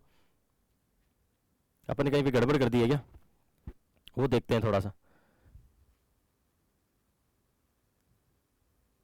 एक सेकेंड देखते हैं इसको कि इसमें क्वेश्चन में अपन ने कुछ गड़बड़ तो नहीं कर दी है। अच्छा अपन ने यहां पे गलती कर दी, देखो कि ये 1000 लीटर है और 1 लीटर है वो 1 kg के बराबर है, तो यहां पे ये क्या हो जाएगा, ये 1000 1 लीटर 1 kg के तो 1000 kg मतलब 10 की पावर 3, और 1 kg में 10 की पावर 3, एक सेकेंड, ये 10 की पावर 3 और 1 kg में कितना होता है 10 की पावर 3 होता है, तो ये कितना हो जाएगा 10 की पावर 6। थोड़ी सी अपन ने क्या मिस्टेक कर दी थी, तो इस तरीके से मिस्टेक भी नहीं करनी है, अपने जल्दी जल्दी में मिस्टेक कर दी। अब यहाँ देखो ये कितना हो जाएगा, ये 10 की पावर कितनी होगी 9 घन मिलीमीटर हो गया ये, और इधर क्या हो जाएगा 10 की पावर 6 ग्राम। अब इसको इससे कैंसिल करो तो 10 की पावर 3 घन मिलीमीटर, और ये इक्वल टू 1 ग्राम। तो अपन को 1 ग्राम का थोड़ी चाहिए, अपन तो 0.1 चाहिए, तो इसको 0.1 से गुणा कर दो 10 की पावर 3, तो ये कितना आ जाएगा 100 आ जाएगा, सीधा आंसर 100, ठीक है। तो अब देखो इसमें और भी चीजें याद कर सकते हैं, हर चीज को अपन याद कर लें तो वो थोड़ा मुश्किल हो जाएगा। यदि एक बेसिक चीज है कि 1 मीटर क्यूब होता है वो 1000 लीटर के बराबर होता है, बस ये कॉन्सेप्ट याद रखेंगे तो थोड़ा इधर उधर कैलकुलेशन करके आंसर निकालेंगे। लेकिन इसके लिए हमारी बेसिक मैथ्स है ना वो यदि स्ट्रॉन्ग होंगी तो अपन फास्ट इसका आंसर निकाल लेंगे। अब मेरा इसमें ये मकसद नहीं है आंसर निकालना, मेरा मकसद दिखाना है कि ये वाली चीज अगले साल कैसे रिपीट होती है। तो ये 20 में आ जाता है और 21 में देखो किस तरीके से 1 मीटर भुजा वाला एक घनीय पात्र जल से पूरा भरा हुआ है, उसमें कितने मिली लीटर जल है। तो देखो 1 मीटर क्यूब में कितना होता है 1000 लीटर होता है, और 1 लीटर में कितने मिलीलीटर हो जाएंगे मिली का मतलब 10 की पावर 3, तो 10 की पावर 3 और 10 की पावर 3 6, 10 की पावर 6 आंसर। ये सीधा 15 या 20 सेकंड में आंसर आ जाएगा। ठीक है, अगला क्वेश्चन चलते हैं। अनुक्रम 20 10 10 10 15 30 75 अक्ष में अक्ष का मान क्या है? 2022 में क्वेश्चन पूछा गया है। ठीक है, तो इसमें यदि हम देखें कि देखो जब भी सीरीज का क्वेश्चन आए तो या तो हमें देखना चाहिए कि यदि चीजें जुड़ रही है या घट रही है, या जुड़ भी रही है तो हो सकता है कि वो बढ़ती हुई जुड़ रही हो, या दूसरा हमें गुणा के रूप में देखना होता है, और तीसरा हमें अभाज्य संख्या के रूप में कोई पैटर्न तो नहीं बन रहा है ये देखना होता है। तो यहाँ 20 से सीधे 10 हो रहा है, यहाँ 30 से 75 हो रहा है, 15 से 30 हो रहा है, मतलब थोड़ा गुणा वाली चीजें ज्यादा लग रही है। ठीक है, अब यदि हमें इसको थोड़ा सा देखने की कोशिश करें कि यार 20 से 10 गुणा में कब आएगा? जब आधा करेंगे। तो अगला 10 से 10 कब आएगा? जब 1 से गुणा करें। तो इसको इससे 1.5 से गुणा करें, तो इसको इससे 2 से गुणा करें, तो ये 2.5 से, तो ये 3 से गुणा करो 75 से। ठीक है, तो एक बंदा क्या करेगा? इसको पूरा गुणा करेगा, और दूसरा बंदा सीधा सीधा देख लेगा कि 75 है और उसका 3 गुणा है तो बहुत बड़ी संख्या आने वाली है, सीधा ये टिक मार देगा। समझ में आ रहा है आपको कि किस तरीके से चीजें थोड़ी सी अपन कैलकुलेशन को फास्ट कर सकते हैं? ऑप्शन किस तरीके से, यदि आप 200 वाले ऑप्शन पास में दिए हुए थे तो थोड़ा सा अपन पूरा कैलकुलेट करना पड़ता, लेकिन ऑप्शन भी इस तरीके से दिए है तो और फास्ट हम चीजों को कर सकते हैं। ठीक है, चलते हैं आगे। और इससे भी पता लग जाता है कि 5 3 15 मतलब डिजिट 5 आएगा, मतलब ये दोनों तो काट दो, 105 तो 3 गुणा करेंगे तो इतना पास है, तो इसको काट दो, सीधा आंसर। तो ऑप्शन भी देखने चाहिए हमें, ऑप्शन से भी कभी कभी अपन को हिंट मिल जाता है। अगला क्वेश्चन देखते हैं, लेकिन इसको करने से पहले अपन ये वाला क्वेश्चन देख लेते हैं। वो क्वेश्चन कब आया था? ये देखो, ये क्वेश्चन आया आपके 22 में, लेकिन यदि आपने ये क्वेश्चन, एक सेकेंड, और ये आया आपका 25 में। ठीक है, तो जिसने ये 22 में करके गया इस क्वेश्चन को, और यदि वो 25 वाले एग्जाम में बैठ रहा होगा तो उसको दिमाग में तो है कि यदि सीरीज आती है तो इस तरीके से भी पैटर्न कुछ बनता है, तो वो 25 वाले में सीधा ये देखने की कोशिश करेगा कि यार चीजें बढ़ रही है और ज्यादा बढ़ रही है। 18 36 36 से सीधा 90 हो रहा है, मतलब गुणा हो रहा है। अब 24 है तो यहाँ पे क्या हो सकता है कि यहाँ पे 12 भी आ रहा है, ये इसका 1.5 गुना हो रहा है, ये 2 गुना हो रहा है, तो उसको सीधा सीधा समझ में वो वाला क्वेश्चन वाला पैटर्न दिमाग में आएगा कि नहीं।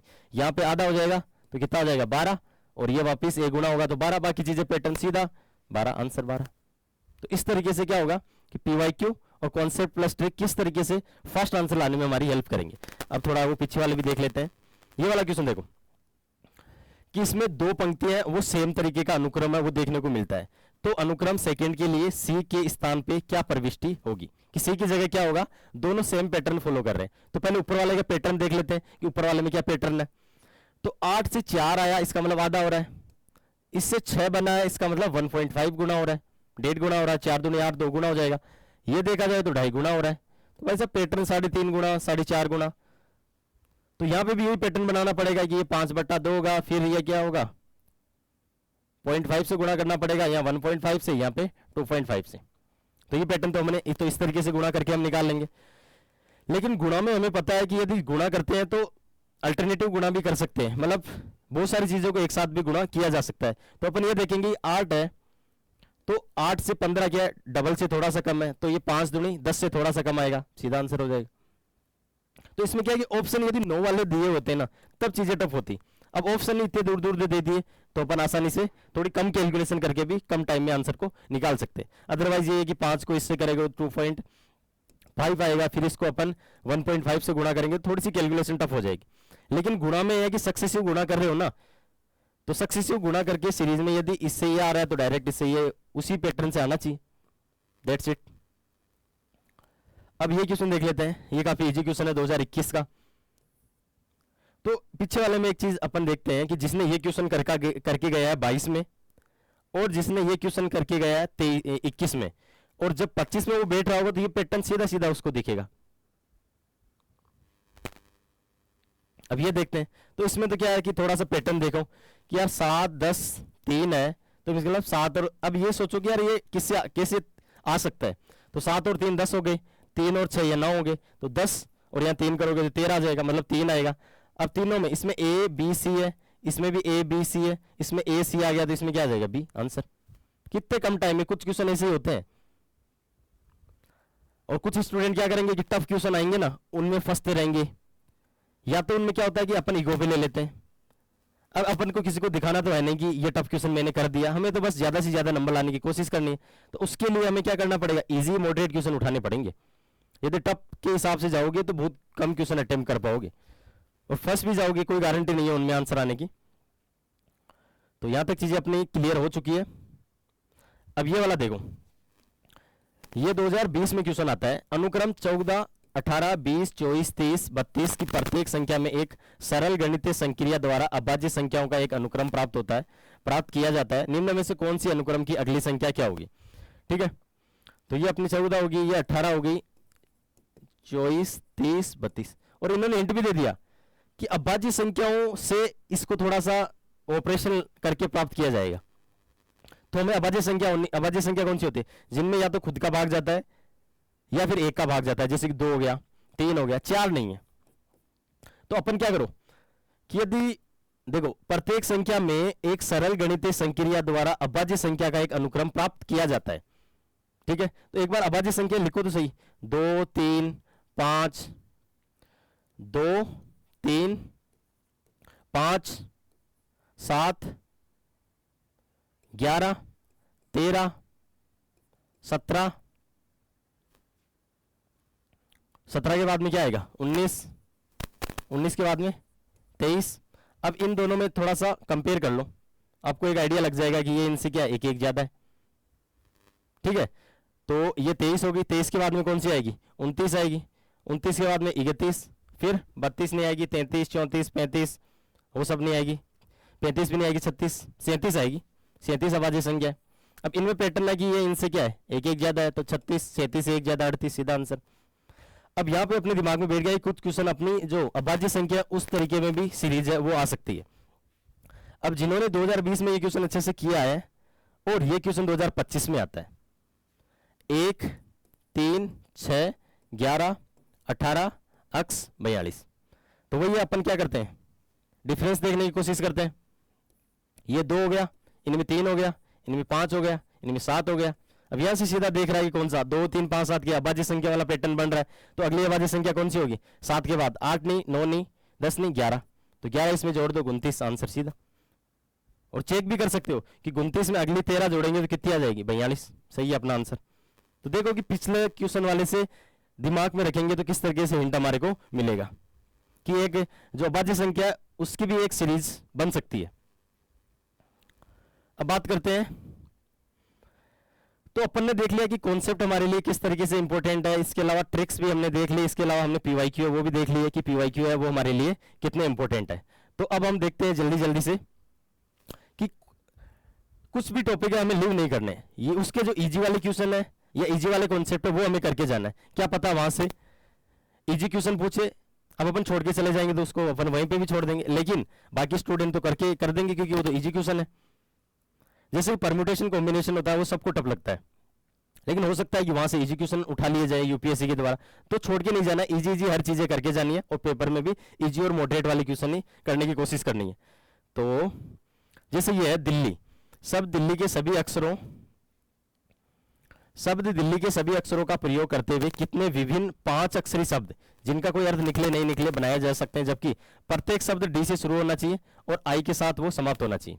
तो इधर देखो 5 वर्ड है, DELHI लेटर हो गए, 5 का एक अपन को ये बनाना है, 5 अक्षरी शब्द, शुरुआत डी से होनी चाहिए, आई पे खत्म होना चाहिए, तो मतलब ये 2 चीज तो हमारी खत्म ही होगी। अब ये 3 में से यहाँ पे एक आ सकता है, फिर वो चीज यूज हो गई, तो इसमें भरने के तरीके 2, इसको भरने के तरीके ए, तीनों को गुणा कर दो, कितना आ जाएगा? 6, आंसर 6। तो देख लो कि तो इस तरीके से यदि इजी क्वेश्चन आ जाए, अब वो किसी टॉपिक से आ सकते हैं, इसलिए सभी टॉपिक का इजी कॉन्सेप्ट, इजी क्वेश्चन हमको करके जाना है। इससे ये परम्यूटेशन का क्वेश्चन है कि पॉइंट अक्स वाई है के रूप में कितनी संख्याएं हैं, जहां अक्स और वाई, एक तो ये चीज है ना, इन पे थोड़ा फोकस कर लेना चाहिए, कभी कभी इनको भूल जाते हैं ना तो आंसर और आ जाता है। एक तो अक्स और वाई भिन्न होना चाहिए और एक शून्यतर अंक होना चाहिए, मतलब शून्य के अलावा। तो 0, 1, 2, 3 से लेके 9 हो गया, अब ये तो आ नहीं सकता, तो इन 9 में से यहाँ पे एक संख्या आएगी, भरने के तरीके 9 हो गए। अब ये यहाँ पे एक अंक आ जाएगा वो चीज़ यहाँ रिपीट नहीं होना चाहिए। तो यहाँ बढ़ने के तरीके 8 हो गए, 7 8 72 आंसर हो जाएगा। तो कितना जल्दी अपन आंसर निकाल सकते हैं। अब ये देखते हैं कि यूपीएससी हमारे को चाहते हैं कि हम स्मार्ट तरीके से क्वेश्चन को समझे, ऑप्शन को देखें और फिर आंसर निकाले। ऐसा नहीं कि यूपीएससी हमारे से एक्सपेक्ट नहीं करेगी आप गधा मजदूरी करो कि कैलकुलेशन करते जाओ, ठीक है। तो इसलिए कभी कभी क्या होता है, ऑप्शन में बहुत सारे हिंट दिए हुए होते हैं, तो उनसे भी अपन को फायदा उठाना होता है अपने टाइम को बचाने के लिए, जल्दी क्वेश्चन को सोल्व करने के लिए। तो अब हम देखते हैं कि कुछ क्वेश्चन में देखते हैं कि किस तरीके से कुछ स्टूडेंट स्मार्ट तरीके से अप्रोच लगा के जल्दी से आंसर निकाल लेते हैं। तो जैसे कि इसमें थोड़ा सा मेंटल अलर्टनेट, जो अपन मेंटल अलर्ट रहना चाहिए, या फिर हो सकता है कि जो अपना कॉन्सेप्ट है उसको सही से यूज कैसे करना है। 5 अंकों की कितनी अभाज्य संख्याएं अंकों 1 2 3 4 5 के द्वारा बिना अंकों की पुनरावृत्ति किए हुए बनाई जा सकती है, यह पूछा गया है,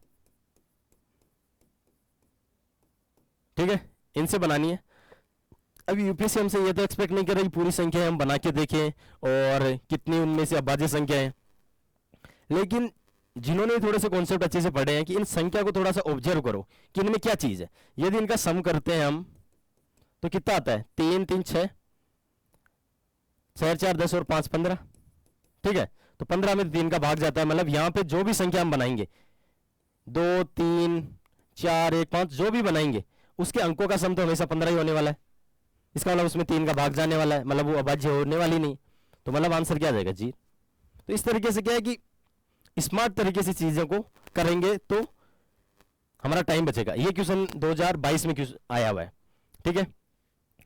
तो यहाँ पे अक्स वीक है, यहाँ पे अक्स डे है, अक्स घंटे है, अक्स मिनट आपको दिया हुआ है और अक्स सेकंड है। तो यहाँ पे क्या हो गया, 1 सेकंड आपका हो गया। अब इसमें पूछेगा कि सेकंड कितने हैं, ठीक है। तो अक्स को थोड़ा सा हम अलग ही कर देते हैं। तो 1 मिनट में कितने होते हैं, 60 सेकंड, तो यहाँ पे क्या आ जाएगा 60। यहाँ पे 1 घंटे में 3600 सेकंड होते हैं, और ये क्या जाएंगे 24 इंटू 3600 आएंगे, और इसमें क्या होगा 7 इंटू 24 इंटू 3600 आएंगे। अब इनको हमें ऐड करना है, तो हमें सीधा सीधा समझ में आ रहा है कि ये 1 आएगा और यहाँ 61 आएगा, क्योंकि बाकी में सब में डबल जीरो है। तो जिसमें 61 लास्ट में वही आंसर हो जाएगा, सीधा डी मारो। क्यों पूरा इतना जोड़ना है, इन सबको अपन को मल्टीप्लाई करना पड़ेगा, कितना टाइम लगेगा बताओ, फिर इनको हमें जोड़ना पड़ेगा, फिर ये आएगा। लेकिन जो स्मार्ट होंगे ना वो क्या करेंगे कि यार देखो तो सही कि यार 1 आ रहा है लास्ट में, तो इन 2 में आ रहा है, ठीक है। फिर एक कोई ऐसे भी सोच सकता है कि यार 3600 को यदि हम 7 से या 24 से गुणा करेंगे तो इतनी छोटी संख्या थोड़ी आएगी, काटो इसको, सीधा आंसर। तो इस तरीके से ऑप्शन को देके, यदि ऑप्शन इसके आसपास वाले होते सभी और लास्ट में 1 वाले होते तब हमारे लिए चीजें डिफिकल्ट होती। लेकिन यूपीएससी भी हमसे वो चीजें एक्सपेक्ट नहीं करती है। यूपीएससी वहीं पे, तो यूपीएससी देखते हैं कि कितने स्टूडेंट है वो स्मार्ट तरीके से चीजें सोल्व करते हैं क्या, यहाँ पे टाइम बचाएंगे। और जो यदि ये गुणा करेंगे तो आराम से 3-4 मिनट लग जाएंगे, तो उनके क्वेश्चन रह जाएंगे बाद में। अब एक क्वेश्चन है जैसे कि 0 को CHUR लिखा जाता है, तो प्लेयर को कोड भाषा में क्या लिखा जाएगा। ये भी क्वेश्चन यूपीएससी का ही है, 2023 का क्वेश्चन है ये। देखो तो हमें ये देखना है कि इसमें 4 वर्ड है, इसका 4 वर्ड है। अब इसमें इनकी संख्या लिख दो, ये 23 हो गया, ये 5 हो गया, ये 18 हो गया, ठीक है। और ये कितना हो जाएगा। तो इसमें क्या होता है कि हमें वो याद रहने चाहिए जो वर्डों की नंबरिंग है वो। अब इसमें ये आ गया 3 आ गया, ये कितना हो जाएगा अपना 6 2 8, और ये कितना हो जाएगा 18 19 20 21, और ये कितना हो जाएगा, यदि ये 18 है ये कितना हो जाएगा 15। तो यहाँ से क्या +3 हो रहे हैं, बस +3 +3 +3 वाला पैटर्न है, तो यहाँ पे भी +3 वाला पैटर्न लगा दो। तो +3 करने हैं, ठीक है। लेकिन जो स्मार्ट होगा ना वो क्या सोचेगा कि इसमें देखते हैं कि ये 2 चीजें तो सब में सेम है, तो यहाँ पे तुम्हें +3 करने का कोई फायदा ही नहीं है। इसमें +3 करेंगे तो क्या आ जाएगा, इसका 1 है तो D आ जाएगा, ठीक है। अब इनमें B भी है तो इनको चेक नहीं करना है। अब लास्ट में भी देख लो कि जो R है 18, उसमें 3 जोड़ो 21, तो क्या आ जाएगा 21 पे U आएगा, तो सीधा आंसर ये। या फिर आप पीछे से भी सोच सकते हो कि 18 + 3 21 U इसमें आ रहा है, तो इससे भी लगा तो इसमें क्या है कि स्मार्ट क्या तरीका है कि जो काम की चीज नहीं है, कॉमन है, तो उनको कैलकुलेट हम क्यों करें। जो अलग जिस चीज है वहां से आंसर आएगा। तो वही है कि यदि ऑप्शन इस तरीके से बनाए हुए होते हैं तो उनसे अपन ऑप्शन से हेल्प मिलनी चाहिए ताकि हमें टाइम कम लगे। एक अभाज्य संख्या का कॉन्सेप्ट होता है, तो अपन क्या करेंगे, कॉन्सेप्ट भी अच्छे से समझेंगे और देखेंगे अभाज्य संख्या वाले कॉन्सेप्ट से बार बार क्वेश्चन आते रहते हैं। सीरीज में अभी हमने देखा ही था कि अभाज्य संख्या से क्वेश्चन आया था। तो हमें जो हर टॉपिक है उसको थोड़ा सा कंप्रिहेंसिवली पढ़ने की कोशिश करेंगे। जैसे कि अभाज्य संख्या है तो उसके कॉन्सेप्ट से कैसे क्वेश्चन सोल्व होते हैं। तो यदि हम अभाज्य संख्या का कॉन्सेप्ट पढ़ेंगे तो हम पढ़ेंगे कि कौन कौन सी अभाज्य संख्याएं हैं, 1 से 100 हम अभाज्य संख्याएं देखेंगे भी सही कि 2 है, 3 है, 5, 7 है गया, 11 हो गया, 13 हो गया, 17 हो गया, 19 हो गया, इस तरीके से, ठीक है। और हमें 1 से 100 करेंगे तो 25 अभाज्य संख्या हमारे पास आएगी। अब ये पूछा है कि उस समूह को चुनिए जो अन्य समूह से भिन्न है। तो मान लो कि अपन को तो ये नया नया क्वेश्चन आया। अब अपन ने देखा कि यार 17, 37, 47, 97 ये तो दिख रहा है अभाज्य संख्या, यहाँ पे भी अभाज्य संख्या लग रही है। अभाज्य अभाज्य ये वाली चीज देखो 91, 13, 17, 91, मतलब ये अभाज्य नहीं है, मतलब ये इसमें पैटर्न अलग हो गया।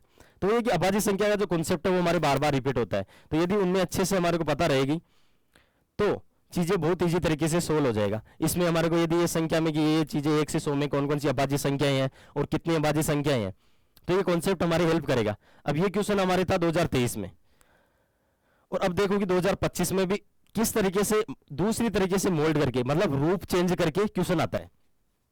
प्रथम 100 धनपूर्ण संख्याओं पर विचार कीजिए, उनमें से कितनी 2, 3, 5, 7, 9 में किसी भी एक संख्या से विभाज्य नहीं है, ठीक है। तो जो संख्या 3 से विभाज्य नहीं होगी वो 9 से तो विभाज्य होगी नहीं, इसका तो कोई मतलब है नहीं। बाकी संख्याएं क्या अभाज्य है, 2, 3, 5, 7। अब 1 से 100 तक संख्याएं देखनी है और उनमें क्या है 2, 3, 5, 7 किसी का इसका भाग नहीं जाता है।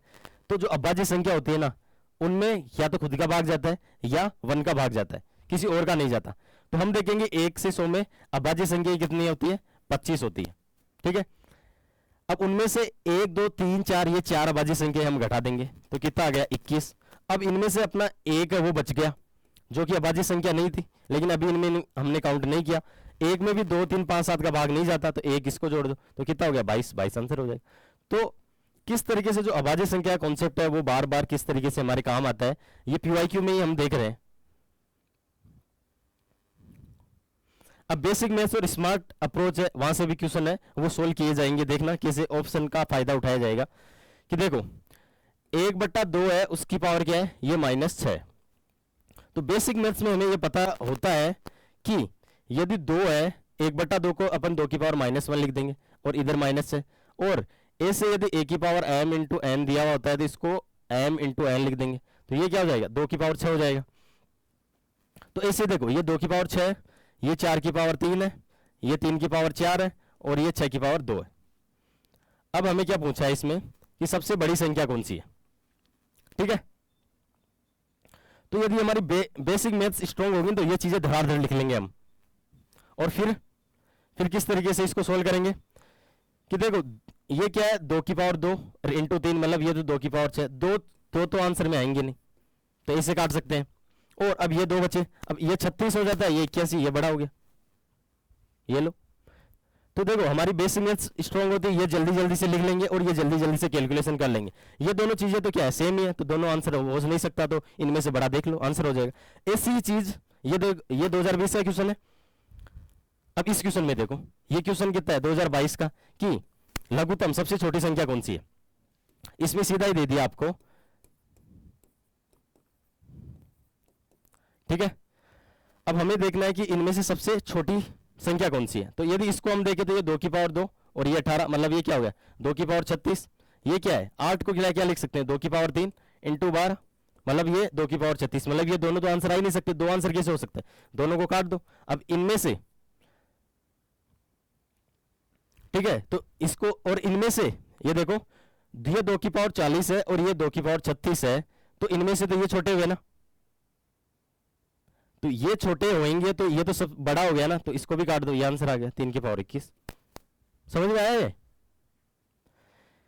कि देखो 2 की पावर 36 है वो आंसर हो नहीं सकता, 2 की पावर 40, 2 की पावर 36 में छोटा कौन सा है ये, तो मतलब ये सबसे छोटा नहीं हो सकता, तो बचा कौन सा ये बचा। बाकी इसको फिर कॉन्सेप्ट से सोल्व करेंगे तो इसका आंसर है कि मान लो हमें ये चेक करना हो कि 2 की पावर 40 और 3 की पावर 21,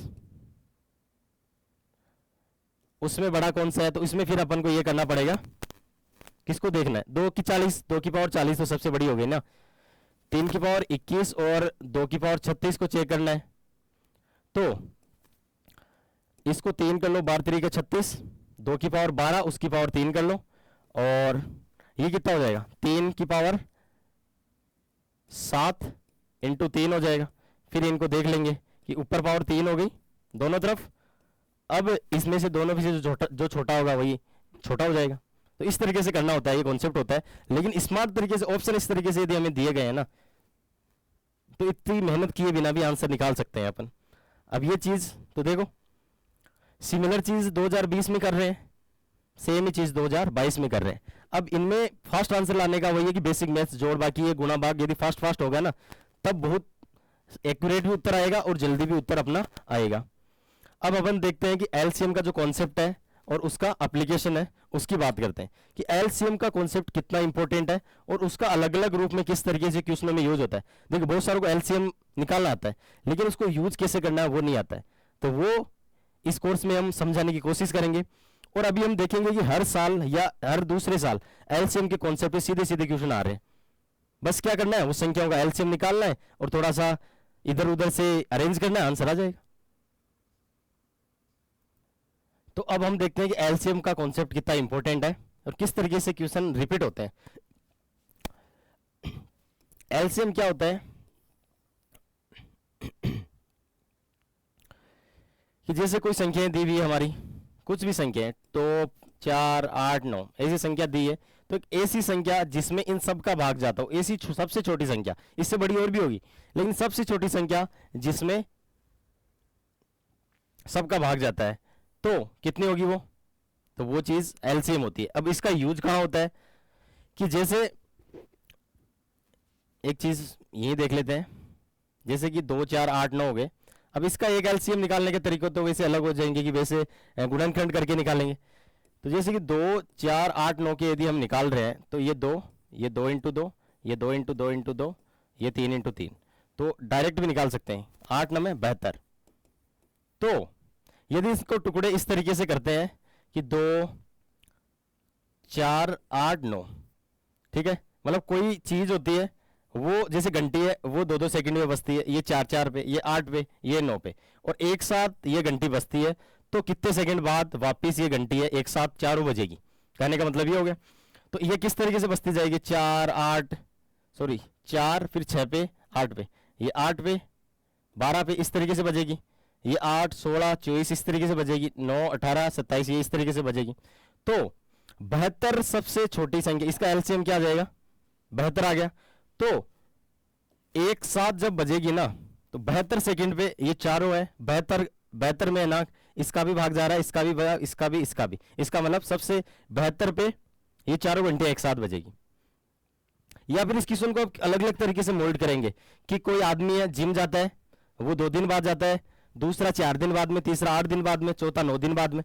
तो मान लो कि रविवार को वो एक साथ मिले, तो कितने दिन बाद में वो वापस मिलेंगे? तो 72 दिन बाद में वापस मिलेंगे। तो एलसीएम का कॉन्सेप्ट कितना पावरफुल है, किस तरीके से हर साल अल्टरनेटिव ईयर इसके क्वेश्चन आते रहते हैं, वो अब सबूतों के माध्यम से यूपीएससी के क्वेश्चनों से देखते हैं।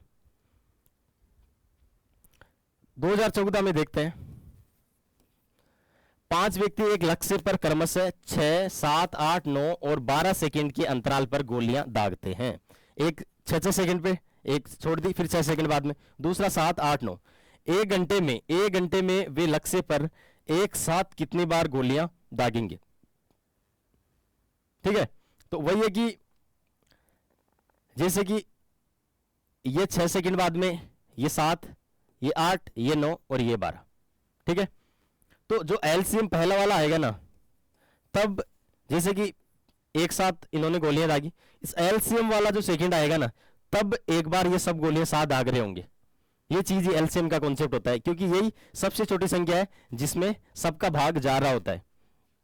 तो इनका एलसीएम निकालो। एक एलसीएम का तरीका क्या होता है? गुणनखंड से। लेकिन यदि हमारी बेसिक मैथ्स स्ट्रांग होगी ना, तो हम और तरीके से, फास्ट तरीके से कैसे निकालेंगे कि ये क्या है अपना, कि 6 का 12 में जा रहा है, कि इसको क्या करेंगे? 6 इंटू 2, ये 3 इंटू 3, ये 2 इंटू 2 इंटू 2, ये क्या हो गया 7, तो वही एक देखो 7 एक 7 आ जाएगा,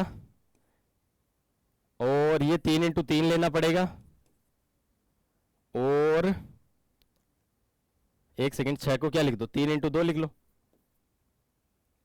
तो 1 3 आ गया, इसको 8 कर लो। तो इस तरीके से अपन गुणा कर सकते हैं इनको। तो इनका एलसीएम कितना आ जाएगा अपना, कि इसको बोल सकते हैं, तो ये कितना हो गया 12, ये 4 हो गए ना, तो 8 और 3 × 3, और ये एलसीएम हो गया। तो इतने सेकंड बाद वो गोलियां हो दागी जाएगी, अदरवाइज हमें एक एक का ये से करना पड़ेगा, तो उसमें थोड़ा ज़्यादा टाइम अपना लग सकता है। तो इसमें कितना आ जाएगा 7 8 है 56 और 9 कितने हो जाएंगे 9 6 54, 9 5 45, 50 504, तो 1 घंटे में कितने होते हैं 3600 सेकंड होते हैं, तो 3600 बटे हुए, तो 504 सेकंड बाद में 7 गोलियां दागेंगे, फिर 504 बाद में एक साथ गोलियां दागेंगे, तो 1 घंटे में 3600 सेकंड में, इसको इसमें डिवाइड कर दो, कितना आएगा, यह आ जाएगा 7 पॉइंट कुछ, क्योंकि अब देखो इसमें स्मार्ट अप्रोच क्या होगी कि 500 और यदि 7 करेंगे तो 3300 आएंगे, तो उससे थोड़ा सा ज्यादा कि 7 पॉइंट कुछ, तो यह आंसर हो जाना चाहिए। लेकिन इसमें क्वेश्चन में यह नहीं दिया गया कि पहले जब स्टार्ट किया था तो सबने एक साथ गोलियां चलाई थी, तो इसकी वजह से जैसे ये पॉइंटों में है, तो यूपीएससी ने इन दोनों को ही आंसर मान लिया है। तो किस तरीके से एलसीएम का कॉन्सेप्ट और बेसिक मैथ स्ट्रांग होगी तो जल्दी जल्दी से हम कैलकुलेशन भी कर लेंगे। अब जैसे वो 2014 का था, अब ये 2016 में, इतना बड़ा सा क्वेश्चन होता है तो हम कभी कभी क्या पहले से डर जाते हैं, ठीक है। लेकिन यदि इस क्वेश्चन को पढ़ोगे ना तो इस क्वेश्चन में कुछ नहीं है। एक कॉलेज में 5 हॉबी क्लब है, फोटोग्राफी, नौका विहार, शतरंज, इलेक्ट्रॉनिकी और बागवानी। बागवानी दल के हर दूसरे दिन एकत्रित होते हैं, इलेक्ट्रॉनिक दल के हर तीसरे दिन इकट्ठे होते हैं, शतरंज वाले चौथे दिन, नौका वाले 5वें दिन, फोटोग्राफी वाले 6ठे दिन एकत्रित होते हैं। 180 दिनों में सभी पांचों दलों एक ही दिन में कितनी बार एकत्रित होते हैं, ठीक है। तो मान लो कि ये यहां पे इकट्ठे हुए हैं। अब हमें क्या देखना है कि 180 दिन में ये कितनी बार एक दिन मिलेंगे, तो इसमें क्या कर दो कि एलसीएम जो होगा ना तब ये एक साथ मिलेंगे, तो इनका एलसीएम कितना हो जाएगा, तो इसमें डायरेक्ट निकालो ना 2 3, ये 2 × 2, 5 × 1, 2 × 3, तो इनमें से देख लो कि 2 ले लो एक बार, 2 × 3 × 5 × 2, ये इनका एलसीएम हो जाएगा 4 3 5, ठीक है। तो 5 3 15, 15 चौके कितने हो गए 60, तो 60 का भाग लगा दो 180 में। पिछली बार क्या किया था, देखो पिछले क्वेश्चन में एलसीएम निकाला, 3600 में 504 का भाग दिया, यहाँ पे क्या कर रहे हैं 180 60 का भाग दिया 3 बार, आंसर। तो देखो एलसीएम का कॉन्सेप्ट हमें कि हमें संख्या का एलसीएम निकालना, उससे काम नहीं चलेगा, उसको अप्लाई कैसे करेंगे वो इंपॉर्टेंट है। एलसीएम का मतलब क्या होता है कि एक साथ चीजें होगी। अब सबसे छोटी संख्या क्या होगी जब वापस सबका भाग जा रहेगा, मतलब वो वापस मिलेगी। किसी विद्यालय में प्रत्येक विद्यार्थी को एक विशिष्ट पहचान संख्या नियत होती है। एक विद्यार्थी फुटबॉल का खिलाड़ी है यदि और केवल यदि पहचान संख्या 4 से विभाज्य है। जबकि एक विद्यार्थी, तो मतलब फुटबॉल कब खेलेगा यदि संख्या 4 से भाग जा रहा है, और वो क्रिकेट का खिलाड़ी कब होगा जब 6 से भाज्य होगा। यदि 1 से 100 की बात की जाए, प्रत्येक संख्या किसी न किसी विद्यार्थी को नियत की जाती है, उनमें से कितने विद्यार्थी क्रिकेट के साथ साथ फुटबॉल खेलेंगे। तो इनमें क्या देखना है अपने को कि इनका जो एलसीएम होगा ना, तो इनका एलसीएम कितना हो जाएगा 12 हो जाएगा। तो जिनको 12 नंबर अलॉट होगा उसमें 4 का भी भाग जा रहा है, 6 का भी भाग जा रहा है, मतलब सबसे छोटी ये संख्या है जिसमें दोनों का भाग जा रहा है, मतलब एलसीएम हो गया ना। अब 1 से 100 में देख लो कि एलसीएम के मल्टीपल देख लो कि 12 12 दूनी 24, 36 ऐसे 96 तक जाएंगे। तो ये संख्या ऐसी है जिनमें 4 और 6 का भाग दोनों को जाता है, मतलब फुटबॉल और क्रिकेट वो दोनों खेलते हैं। तो कितनी संख्या होती है 8, सीधा आंसर 8। तो देखो एलसीएम का कितना पावरफुल कॉन्सेप्ट है। तो देखो 2014 में क्वेश्चन आ गया सिमिलर टाइप का, 16 में आ गया, 19 में आ गया। अब ये देख लो, सीता और गीता क्रम से 2 दिनों और प्रत्येक 3 दिनों के अंतराल के बाद तैराकी के लिए जाती है। यदि 1 जनवरी को वो दोनों एक साथ तैराकी के लिए गई, तो अगली बार वो वापस कब मिलेंगे? कब मिलेंगे? जब एलसीएम रहेगा तभी।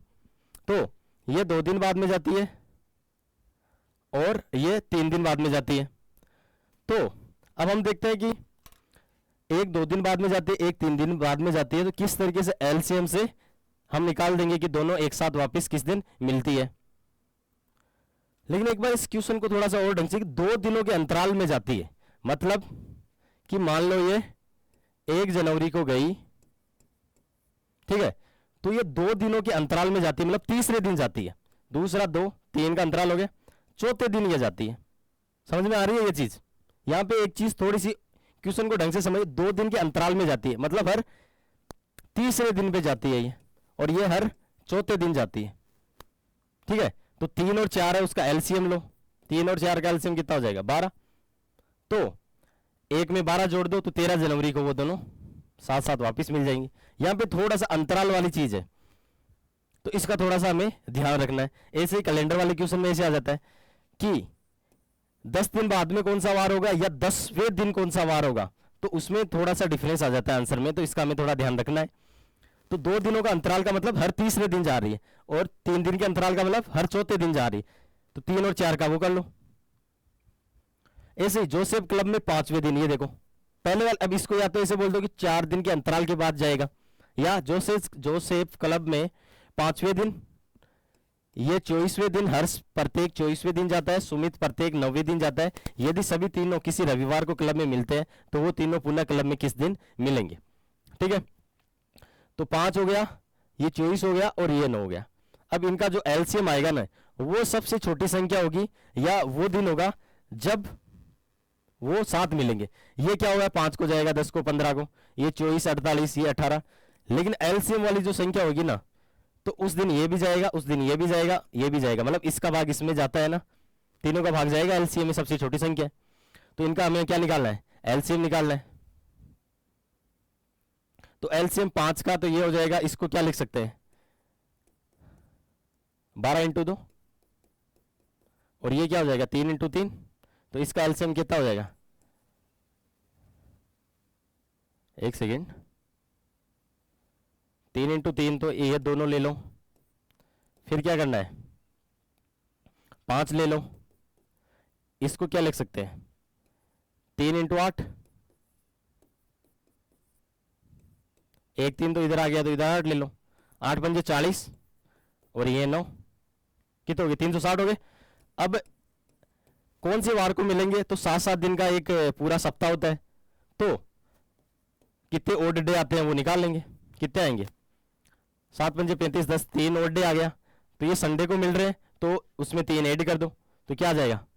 बुधवार आ जाएगा। बस वही एलसीएम का कॉन्सेप्ट है, वो यूज करना है, उसका एप्लीकेशन हमें आना चाहिए। हर साल देखो किस तरीके से क्वेश्चन रिपीट हो रहे हैं, अपन सीधे ही देख लेते हैं। 2014 में आ गया, 2016 में आ गया, 2019 में आ गया, 2019 में फिर आ चुका है, 2021 में आ गया। अब ये देख लेते हैं 2023 में भी 3 ट्रैफिक सिग्नल है, प्रत्येक सिग्नल का रंग हरे से लाल और फिर लाल से हरा बदलता है, कि मतलब पहला ग्रीन है, फिर उससे क्या होता है? रेड, फिर रेड से वापस क्या होता है? ग्रीन। हरे से लाल बदलने में पहला सिग्नल, मतलब 3 सिग्नल है, पहले को 25 सेकेंड लग रहे हैं, दूसरे को 39 लग रहे हैं, तीसरे को 60 लग रहे हैं। हरे और लाल रंगों की अवधियां समान है, मतलब जितना ग्रीन से रेड होने में टाइम लगेगा, उतना ही ग्रीन होने में टाइम लगेगा। 2 बजे अपराह्न को वो एक साथ हरे हो जाते हैं, और अगली बार किस समय पर वापिस वो हरे होंगे? मतलब ये 2 बजे यहाँ पे ग्रीन हुए, वापिस ये ग्रीन कब होंगे? ये चीज देखते हैं। तो जैसे पहले वाला ग्रीन से ग्रीन आने में कितना टाइम लगेगा? 25 ये और 25 ये, कितना हो गया? 50। दूसरा सिग्नल में 39 है, तो 39 इंटू 2 कितने हो जाएंगे? 78। तीसरा 60 है, तो 120। तो इनका जब एलसीएम होगा तब ये वापिस मिलेंगे, तो वो चीज क्या करेंगे? इसमें ऐड कर देंगे 2 बजे में, तो अपना आंसर है वो आ जाएगा। तो इस तरीके से हमें आंसर निकालने हैं। अब इसका एलसीएम निकालने में कोई जोड़ नहीं आएगा, और फिर इसमें ऐड कर दो कि कितने मिनट आ रहे हैं, तो सीधा आंसर हो जाएगा। ठीक है, तो ये 2023 वाला तो हमने देख लिया।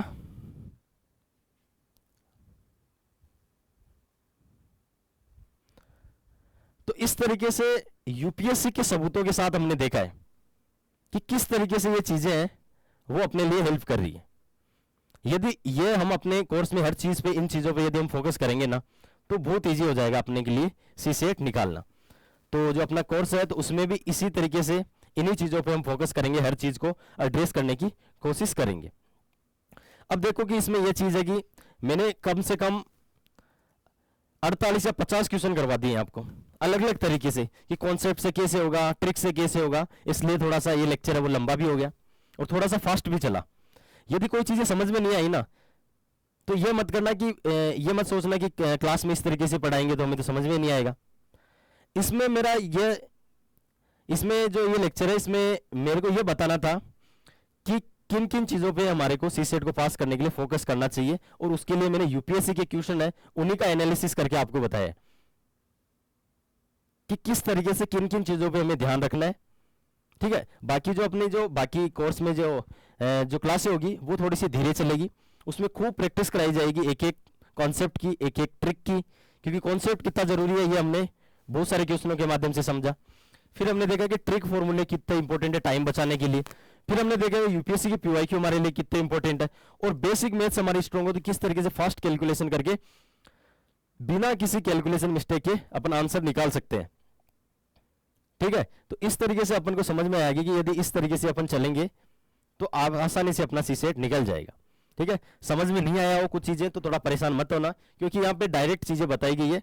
जब वो पूरा लेक्चर बताया जाएगा तब एक एक चीजें आराम से टाइम लेके प्रैक्टिस करा के कराई जाएगी। ये एक तरीके से डेमो है, वो वीडियो नहीं है। ये हमने सीसेट का इस एनालिसिस किया है, तो सीसेट का एनालिसिस वीडियो है, और एनालिसिस से जो हमारा आउटकम आया कि किन किन पे ध्यान देना चाहिए वो हम अपने कोर्स में एड्रेस कर लेंगे। तो इसी के साथ अपन इस लेक्चर को यहीं पे फिनिश करते हैं। आप सभी का धन्यवाद कि आपने धैर्य के साथ जो बताया गया था उसको सुना, और अपनी आंखों से आपने देखा है कि किस तरीके से यूपीएससी की पीवाईक्यू को देख के हमें पता लगता है कि ये चारों चीजों पे यदि हम सही से ध्यान देंगे ना तो किस तरीके से सीसेट अपने लिए इजी हो जाएगी। मैंने ये भी बताया है कि देखो ये पिछले साल में ये कॉन्सेप्ट आया, ये अगले साल दूसरे रूप में वही कॉन्सेप्ट कैसे आएगा। यदि ये कॉन्सेप्ट आपको याद है ना तो ये क्वेश्चन आएगा ना, तब बहुत ही कम टाइम में आप इस क्वेश्चन को आसानी से एकदम करेक्ट सोल्व कर लोगे। और कितने क्वेश्चनों से मैंने बताया कि, और इसके अलावा भी बहुत सारे क्वेश्चन है, ऐसे नहीं कि इतने क्वेश्चन है, इसके अलावा भी इतने क्वेश्चन है। यदि उनकी आप प्रैक्टिस करके जाओगे ना तो बहुत आसान होने वाला आपके लिए। अब देखो पूरे क्वेश्चन को तो अपन ये करवा भी नहीं सकते और इतना टाइम भी नहीं है, लेकिन कुछ कुछ चुनिंदा क्वेश्चनों से मैंने बस समझाने की कोशिश की कि आपके दिमाग में चीजें बैठ जाए बस। इसके अलावा भी बहुत सारे क्वेश्चन है पीवाईक्यू से। यदि 10-15 साल के पीवाईक्यू देखेंगे ना तो उनमें पीवाईक्यू रिपीट, उनका कॉन्सेप्ट रिपीट, ट्रिक वाले, कॉन्सेप्ट वाले, और इन्हीं क्वेश्चनों की यदि प्रैक्टिस करेंगे ना तो चीजें आसान हो जाएगी। तो इसी के साथ अपने इस लेक्चर को फिनिश करते हैं।